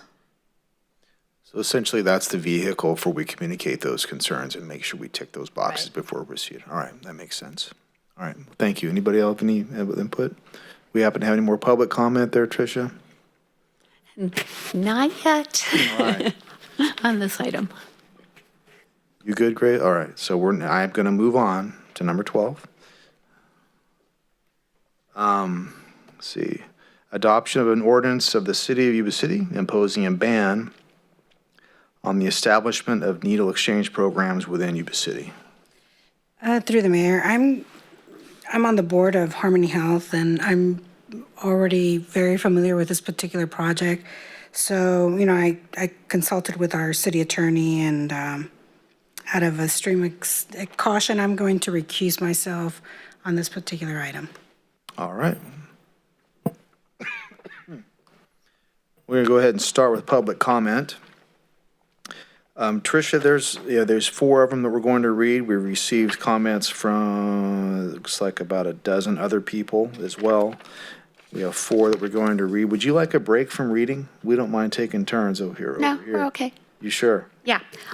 So in essence of time, the emails that we received, you guys all have copies of them. So I wasn't going to read those unless you want those read. Well, you have 4 that you've made a different color. The other ones, yes. So And then that's I've the ones I'm received asking. one more on the computer. All right. So, yeah. Okay. So the emails that you have in your possession that you'll be able to read, I'm just going to read the names for the record. Lindsay Wingate, Janine Johal, Rachel Farrell, John, Chris Weinberger, Matthew Jackson, Courtney Marr, Troy Flaherty, Scott Sorensen, Kevin Cotter, Lisa Abbott, Colleen Morris, and Richard Cray. Those are the emails that we received that you have copies from them. And then the public comments that we have. The first one is from Christopher, and I believe it's Melcher. Pardon me if that's not correct. Esteemed council members, I am writing on behalf of a colleague working for the Yuba City Harm and Reduction Community Outreach. It is my understanding that the council intends to review the program and potentially ban all syringe exchange programs after citizens have voiced concern about the organization's impact on the community. I would like to implore the council to seriously consider all evidence presented in favor of keeping syringe exchange programs. The common misconception that needle exchange sites promote or even encourage dangerous drug abuse is completely unfounded and is refuted by both national and regional data. Anecdotally, I would also like to share my experience volunteering with a similar program. In 2003, I had the opportunity to volunteer with the local AIDS counseling center in Aachen, Germany, a city about the same size as Yuba City. While the center was primarily focused on HIV prevention, treatment, and outreach, it also implemented a syringe exchange program and safe injection site. Rising unemployment in the late 90s and early 2000s in the town had led to an increased heroin use and STI transmission, prompting the creation of the safe injection site. Similar objections had been raised by citizens, particularly those living near the center. However, the center was able to report almost instantly that not only did the site dramatically reduce the needle waste and related police calls about drug use and transient individuals in the area, they also discovered that a remarkable number of individuals sought rehabilitation through the center. Many smaller-sized cities fear that safe injection sites are a big city solution to a big city problem. But just as the opioid crisis in the United States has spread to urban and rural areas equally, the solutions of harm reduction and outreach can actually prove to be even more effective and have a direct positive impact in smaller locales. Again, I hope you will consider the facts and resources presented by the Yuba Center Harm Reduction and Community Outreach when making your final decision in what the best interest of all Yuba City citizens.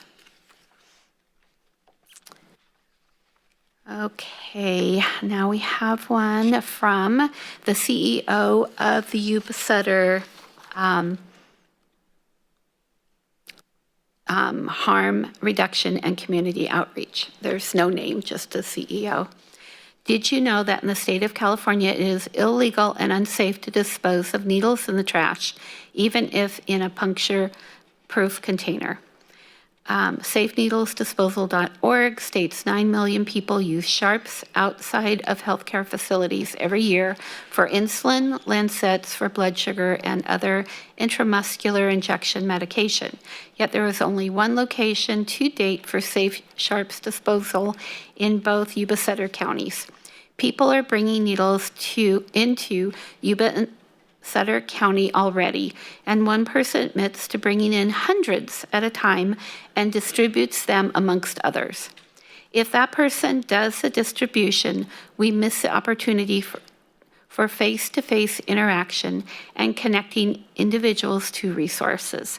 We miss the opportunity to collect the syringes and dispose of them properly. People who have access to a syringe program are 5 times more likely to begin treatment. Currently, public health in both Yuba and Sutter counties do not test for Hep C, HIV, nor sexually transmitted infections. As healthcare providers in this community, we're asking, what will you do for our community to increase access to Hep C, HIV, and STI testing and treatment? IV drug use is the second leading cause of new HIV infections. What will you do to increase safe syringe disposal and reduce the risk of infections through needle sharing? Please approach these questions with evidence-based methods that have been proven to work. Let's meet together and discuss this. YSHRCO in partnership with Harmony Health. Thank you so much for your guys' time. All right, and this is Chris Weinberger.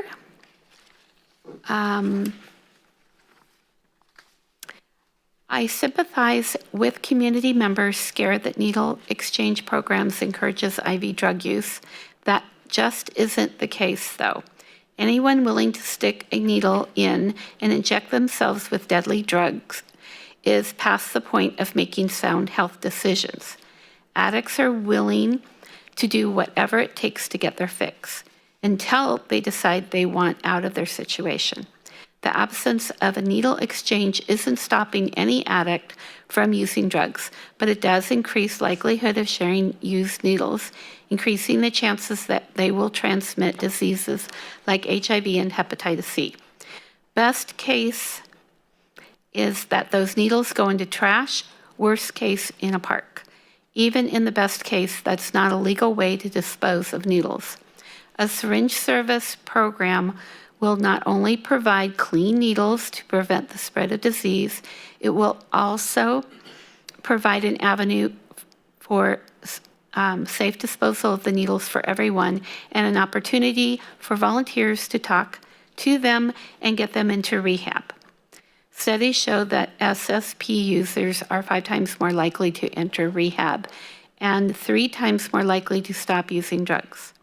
The clinic will also be able to dedicate resources to clean up in the community. SSPs are needed as a step to help keep the community safe. It's not just for the benefit of IV drug users, it's for everyone. Consider allowing the YSHRCO to present more information to you before voting if needed. Thank you. And then we have one more from Elisa Rojas Pilato on item 12. I recommend to not ban needle exchange programs because sterile needles help people prevent transmitting bloodborne and other infections when they inject drug.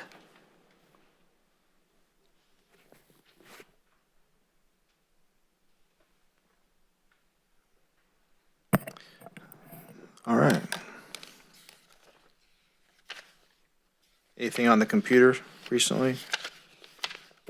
Just the one that I just read. Oh, okay. Yeah. All right. Now we have an action. We can discuss it amongst ourselves to introduce the ordinance imposing the ban on the established needle exchange program. Anybody care to comment on that? I'm sure. I guess You don't I'll have first. to. I mean, if you're No, just that'd be all right. asking if you're interested. That'd be all right. All right. Instead of waiting, I guess I'll jump into it. I've read everybody's letters. I've read the pros and the cons. And then I went up and got some information from Chico because they started the program. And the comments that I had from a few dignitaries and stuff like that, they said it wasn't a smart thing to do. They showed me pictures of the restroom facilities and has needles just piled up in the trash cans. There's in the parks, there's needles piled up. The city streets, there's needles everywhere. And they kind of didn't like the decision that they made from just from the 2 people that I talked to. So my comments and my thoughts, the lesser of 2 evils, I'm opposing this. I'm not for it. Not for the needle program, exchange program. Okay, but you are in favor of introducing an ordinance? Yes. Okay. Yes. Gentlemen? Very brief comment. First of all, thank you for all the input. We do have to weigh the pros and the cons, but I will echo the sentiment from my fellow council member here. All you have to do is look north. And Bidwell Park was completely covered with needles to where it was unsafe for people to be in the park. I was recently sent a video of how they were getting disposed of in bathrooms, porta potties, all kinds of stuff. Good intentions, but it endangers our general health and well-being of our population, in my opinion. We have to think about the kids that will be at the soccer fields, the kids that will be at the park. When you go down towards the river and such, like we have the 4th of July, those are my concerns, and I have to look at the well-being of our city as a whole. And I encourage the proponents of the program to further look at other ways to not only curb the exposure to HIV, but the bigger picture is we need to get these people off of their addiction, because that's how you're truly going to stop the spread of HIV and Hep C and everything else, is they have to stop using. So I would encourage them to refocus their efforts on getting them to be drug-free, not just exchanges. All right. Concur with both of you gentlemen that I do consider it a health and safety issue for our community. The thought of, I've seen the photos as well, not only in Chico but other cities, of syringes laying around for anybody to potentially step on, or children, and it just, there's got to be a better way. Of course, I want everyone to not do drugs, of course, and participate in safe practices where they're not getting HIV, Hep C, everything else. But I don't think it is critical that they won't do it if we enable them by using the syringe as a carrot to get them into our office to talk to them about it. There's other ways to get the message out to them. And it's particularly when the literature I've read, the proposal here locally, it's not an exchange program. They're just handing them syringes. They don't have to even give one for one, and that's how they end up in dangerous, disgusting situations to where it just pollutes our community and affects our health and safety. I would say the folks that are running the programs that try to curtail the spread of disease and safe practices find other ways to contact the folks that are in the unfortunate position to be addicted, and give them the help that they need. And I certainly hope that does so, that they get it. But I don't want to do that on the backs of our safety of our community. So, excuse me, sir.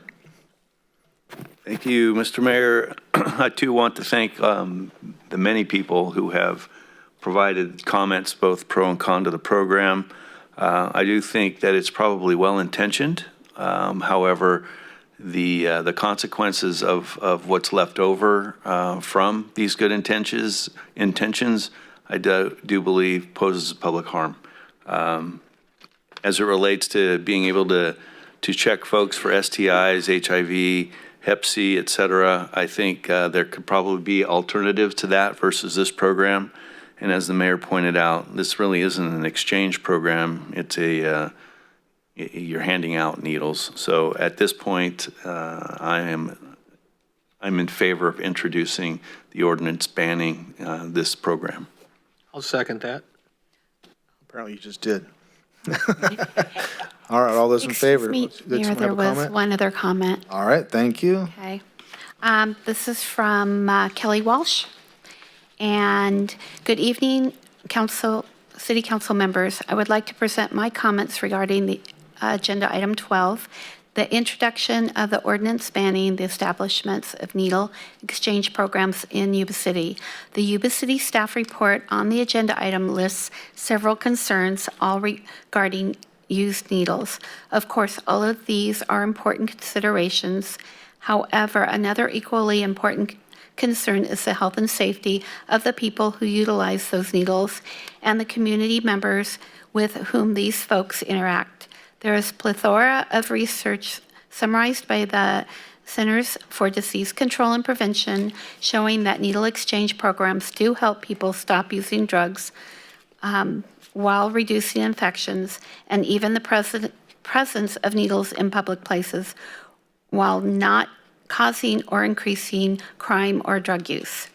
Here are a few other points gathered from the article in 2019. The first needle exchange programs in the U.S. was in 1988. 28 states and the District of Columbia now allow needle exchange programs. Governor of Indiana, Mike Pence, allowed a limited needle exchange programs in 2015 after an HIV outbreak. The Republican-controlled legislatures in Idaho and Georgia have passed bills to allow needle exchange programs, and Florida, Missouri, Iowa, Arizona have introduced needle exchange program bills, all sponsored or co-sponsored by Republicans. The staff reports of Sutter and/or Yuba County were not included in full in the materials for tonight's meeting. Thus, I am not addressing those reports. In closing, an opportunity has presented itself to consider a research-based program that can help improve the health and safety of our community. My hope is that this council, with such deep beliefs and commitment to service, inspires our community to humbly contemplate the proverb, "There, but for the grace of God, go I." Thank you, Kelly Swanson, Yuba City educator and credentialed school counselor. Okay, thank you. Did that come in via email or was that? Yes, it was a public comment email. It got lost. Oh, all right. I've got That quite a bit up explains the here, so I'm confusion. sorry. All right. So we have a motion and a second. All those in favor? Aye. Aye. And opposed? None. Okay. Although I thank for everybody's input. On the other side, are you going to go get it, Grace?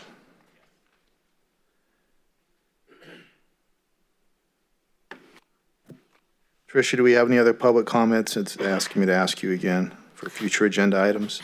Not that we've received. All right. So we'll go on to reports and communications. Through the mayor, Well, yes. I have a couple of future agenda items. Oh, my bad. You told me that. Sorry. Yes. It's not like I want to go home or anything. I know. I will make this brief. I'm hoping that the council will oblige me in wanting to pick these two topics up. One of the things that COVID has done, it kind of emptied out the city in the beginning, and you got a really good look at all the properties around and the structures and seeing what's going on and talking with Mr. Moody, trying to figure out what we can do to increase our quality of life around here and make this a better city. We really need to take a real good look at our blighted properties and what we can do, because there's only so much that our current ordinances really allow us to do, and there's really no huge incentive to get the property owners to clean them up. And because of the last economic downturn, we have a lot of out-of-town property owners that really never see their properties, and you can drive around and you find fences around them. And I can name several right now that's got fences around them and weeds are as tall as a fence. And we need to be able to clean that up, because that's not only an eyesore, it's a public safety hazard, because it could go up and these gentlemen would have to come and put it out because of the growth and stuff around the property. So I would like for us to take a good look at our blighted properties and give our code enforcement something with some real teeth to get the properties cleaned up so they just don't linger around for years. So that would be my first request, if the council would take that up with me. No problem with that at all. So you want us to direct staff to make some tougher rules where they can fine heavier than what they're doing now? Basically, yes, it would give them some better rules and such to go out and enforce. Kind of like an express lane, so to speak. You know, we're out there, you don't clean it up, we're back out and fine you, you don't clean it up, we're back out, we want your property, but we really don't want the property. But that type of thing, not we're out there, we slap your hand, we'll be back in 6 months, we slap your hand again, we're back in 3 months. We need to get the city cleaned up.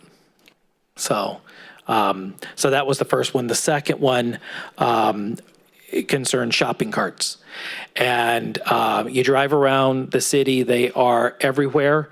And I think that we as a city took the wrong approach a few years ago and, put the burden strictly on the businesses, and it really didn't deteriorate anything. Just around the corner from my office just a few days ago, someone had come from, I believe it was Target, and pushed everything to the bus stop, left it there, got on the bus, and the shopping cart was still there. And I can drive around the city and find blue shopping carts, red shopping carts, silver shopping carts, and it puts a huge burden on our our employees here at the city that have to go out and collect those, then we have to contact, and it's broken is basically where I'm getting. I would like for us to take the opposite approach. I think the shopping cart problem needs to be borne by not only the large retailers, but it also needs to be borne by the general public. And I think the simplest way to do that is looking at an ordinance that just simply prohibits shopping carts from being off the premise of the business. So if you're in Bel Air Shopping Center, okay, you've got your shopping cart there, but you can't take your groceries home. And I heard the argument a couple of years ago that someone might want to push the cart home with the groceries, but then they're not going to bring it back and then go all the way back home. The shopping cart ends up getting left somewhere. So I would like for us to take a look at doing a revision to the old ordinance to where it really puts that equal burden on the public as well, not just on our businesses. And because the taxpayers have a responsibility not to take property that's not theirs. All right. I'd like to comment on that, Dave. I believe in that ordinance, we made it, they call and we call, there's a guy that picks everything up for them. So all they have to do is call in and the guy goes out and picks the things up. Is that not working now, Ben? Is that program still working? Because I thought that's how we made that ordinance. That leaves city staff, like I said, it leaves city staff from not having to do it. So the most recent ordinance update a few years back, Shannon's on the line and more familiar with this than I am. He could also chime in, but it sets a threshold based on the size of the business. And then at a certain size of that business, they need to enroll in with a shopping cart contractor, basically, so that they regularly pick up the city. They respond to our YC 311. So Lincoln with code enforcement, he regularly sees them out and about. We coordinate with that contractor, so they swing by twice a week and pick those up. And so, so basically, from input from Mr. Shaw in discussion, staff could look at the various options that are available on putting that burden not solely on a business owner, but onto a private property owner. There are a lot of potential legal ramifications to that we definitely want to vet out with the police chief, the police department, and with our with council. Okay. Thank you, Ben. We're definitely interested in seeing a draft proposal on that because I know that abandoned shopping carts, you're going to have a hard time getting any type of enforcement to stick even on the landowner. But it'd be interesting to see how we come up with something. That's for sure. But someone's pushing it down, and you have to define how far away they have to be before it's considered theft or misappropriation or however you want to label it. It can even be criminal versus just an ordinance if they're in possession of it. So it's all about being able to articulate that. So it's a slippery slope, but it's complicated for a shopping cart. What amounts to probably nowadays infraction or low-grade misdemeanor, unfortunately, even though it is blighted and we don't like it. But so I appreciate in advance the work you're obviously going to be putting into this, trying to beef it up a little bit. Thank you very much, Ben. Through the mayor, I do have a comment on this. As a business operator, I think it's ludicrous to put the burden of someone on the business to have to go potentially be fined for something that was stolen, basically, from them. And I know it's a complex issue, but this one stuck in my craw. There's GPS things and lockable carts. Those represent $30,000 or $40,000 investments to those particular grocery outlets, and there's little or no return on the investment there. So, in the interest of business, I don't think we want to put the burden of someone stealing something from them and then have to not only lose a cart, but then they end up having to potentially pay a fine or pay the collection fee. So there's got to be a better solution to this. Yeah. Ben, what's the cutoff before they're required to have a system in place? I recall there being a certain size of business or a certain number of carts they have under their purview. Shannon, do you have that available? I want to say 100 carts. For some reason rings a bell, but I don't have it at my fingertips. All right. Mr. Moody, it was either 75 or 100. It was one of those two. Okay. Through the mayor, I believe it's approximately 90 carts under 5-22.050. All right. Thank you, Shannon. What? Impressive, Mayor. You still remember some of those codes. All right. Well, thank you very much. Well, let me Trying to just, see how, because it was just a question, because I concur, if someone's a victim of a crime, you shouldn't end up fining them. But then at the time, if it's a problem, you know it's a problem ahead of time, you have some responsibility to try to prevent it. Some of these, one example comes to my mind is they're ugly, in my opinion, but Ross, they have it nailed, man. You go in there and you can't get a cart out of there if you tried. Anyway, there's certain things that are less expensive, but I think in the interest of being fair and holding people accountable and keeping the city looking good, let's explore it and see what we can do. yeah, I just want to say that I agree with Vice Mayor Baumgarten that I have called in several carts myself, and knowing that particular issue, I just wouldn't want to have additional costs to local businesses, in particular with the current circumstances, and people are barely getting back on their feet, and obviously these corporations are the larger ones that have 90 plus carts. So, and on the plight of businesses, that's another conversation Ben and I have had. We can explore it again if it's a landlord or if it's a company that owns multiple houses. Again, are we? I think the beautification of a city is really important, and the quality increases for sure. I just don't want to be the city with all these laws of additional costs to owners and homeowners and people that are trying to survive. So those are my comments. All right. Thank you very much. Now we'll move on to reports. Okay. The Reader's Digest version. Oh, Reader's Digest version, you Don't got mind. it. I didn't do too much this last 2 weeks. Been very. Thank you very much. Grace? Hey. Hold on. I was actually got to attend a ambassadors meeting, a chamber ambassadors meeting. We've had closed sessions the last 2 months on Monday nights. I wasn't able to attend it. I attended it last night. The chamber is doing well for our community. They're helping the businesses, doing anything and everything they can to keep the businesses growing in our community. They talked about the, oh my God, my mind just went blank. I'm just going to pass and do it next time. Okay, so meetings. I attended. He's going to another category. Yeah, attended a conference call to Serbia's Flood Control Agency. I'll let the mayor or Grace speak on that. Attended the Planning Commission meeting. That was we have a lot of great things coming to our community for community and city events. I attended in a swearing-in ceremony for 2 new police officers. Welcome Jared Hardison and Caitlin McKinney, 2 new police officers, and 1 brand new dispatcher, Taylor Montgomery. Welcome to our Yuba City family. I've also been attending the Saturday and Wednesday night farmers market, Saturday at the town fountain and at the museum on Wednesdays. Have some great news. Our Sutter Museum will be opening Wednesday, June 24th.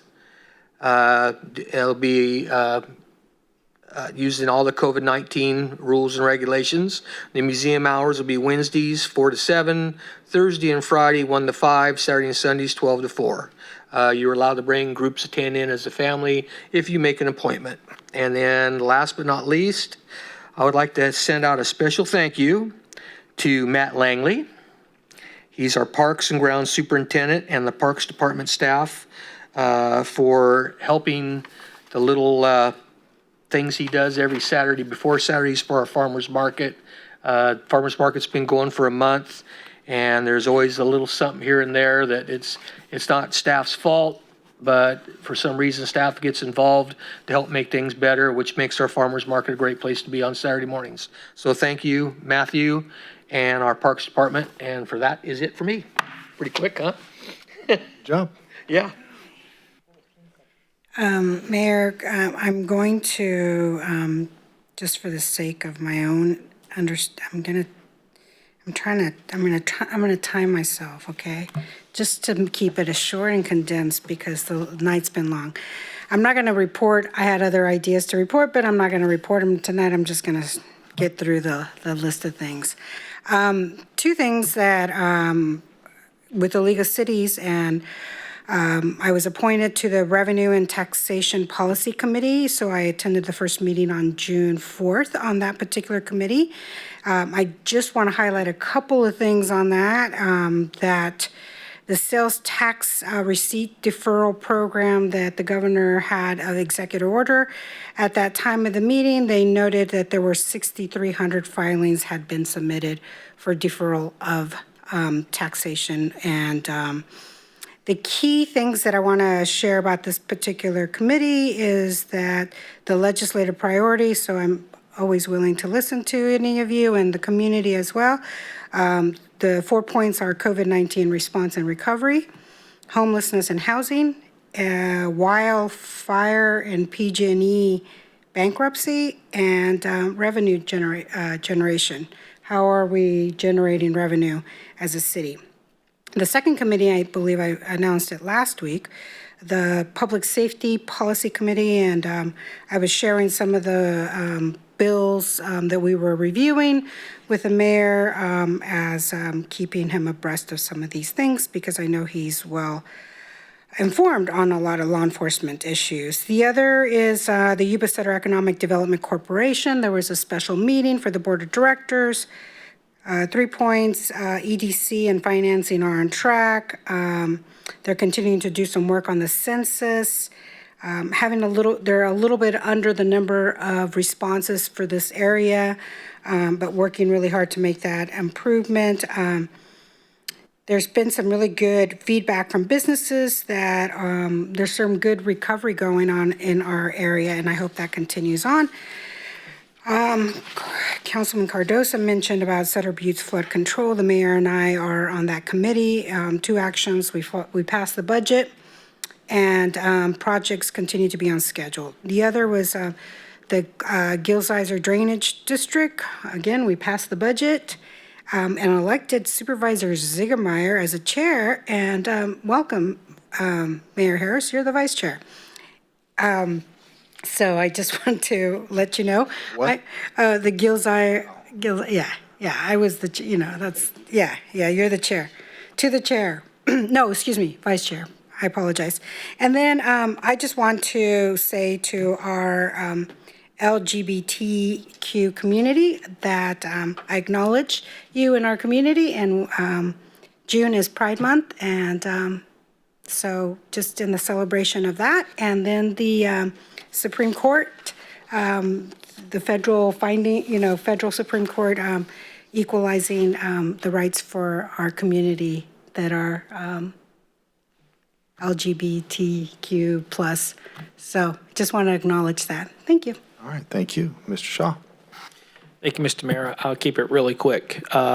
First, thank you to our first responders, PD, fire, and Bi-County Ambulance. You guys responded to a gentleman that was injured going down the sidewalk outside of my office today, and got there really quick because he was in bad shape. So thank you to you guys. One meeting that occurred since 2 weeks ago, we had our budget workshop, and then we had SASA. We approved our budget as well, reduced budget just like everything else across the board.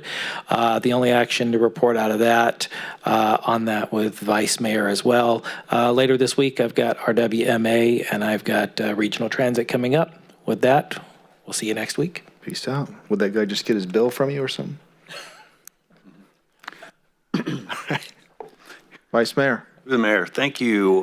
Just want to follow up because he's in the room on the Sutter Animal Services Group. They reduced their budget by at least 5%. So kudos to them to follow the lead of the rest and come up with a budget that is addressing COVID-related concerns as far as revenue. Very pleased to announce finally that it is definitely going to happen, which is the fireworks show, July 4th, 9:30. shot from the same location as the previous year. All the same players andied up with the addition of Local 228. So we want to make sure that Mark Mulliner and his group get acknowledgement, along with Dee Dee Cordell and Yuba Water Agency, and of course Marysville, Yuba County, Sutter County, and Yuba City. A lot of things going on with little meetings for us, the budget. I also want to acknowledge the fact that it sounds like, and I want to thank City Manager, we've got the Master Tax Exchange Agreement Committee, I think, starting to move again, looking at revamping and getting a proposal to the county, but we're also talking about reviewing some things there. I do want to acknowledge Terrell for the many years that she provided to the city. I think talk about a dedicated and loyal employee. I think Terrell certainly embodies that. Finally, I guess I just have a quick question. I know that we received something from Barry Broom and the Greater Sacramento Economic Development Council, and are they planning on coming up and discussing that? I know there's been some questions about, the statistics, et cetera, but I guess as we start this budget stuff again is, EDC, GS, EDC, just curious as to whether they're coming up to present to us or not. I know they offer every year to come up and do a presentation to council. So if council would like to do that, we can coordinate with Barry Broom to have that take place. I know the mayor's on that committee. I would refer to him if you thought it would be of value. I followed up on the email chain that we've been, all three of us have been on, and they gave us some info that we can elaborate on before we decide to ask him up. But I know that if we want them to, he'll be more than happy to. It'd be fine. A lot of that's very cerebral type process, and the statistics are interesting how they determine them. But we pay, I think it's just over $25,000 a year to belong to that. I know that it's almost equal. We pay EDC about the same as we pay this other group, and again, in tight budget times for me, it's okay, what am I getting my bang for my buck, or ROI? I know Spencer understands that, so, to me, that's an issue that I think. 2,000% return, but then you have to dig down into that too. There's a lot of statistics there. I asked him some specific questions, so we're good. I appreciate that. Yeah. Good? That's it for me. All right, I'm going to do in the interest of expediency as well. League of California Cities Community Service Policy Committee. Thank you, Manny, for attending. I had a conflict. I know that in that committee, statewide committee, a lot of the conversation was a long meeting surrounded around defunding the police training, and also discussing processes and possibilities for obtaining federal money in response to that crisis and, of course, COVID-19.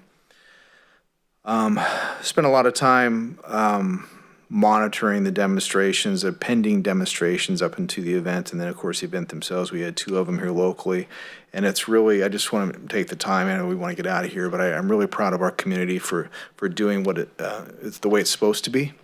Everything was very harmonious and very, overall, very positive. We didn't have one window broken. People did it right. And I like the fact that they incorporated both cities into it as well. So I'm pleased to see that. Attended Colonel Clark, commander of Beale Air Force Base, his going away party. He's soon to be replaced. And I forgot to write down the colonel's name.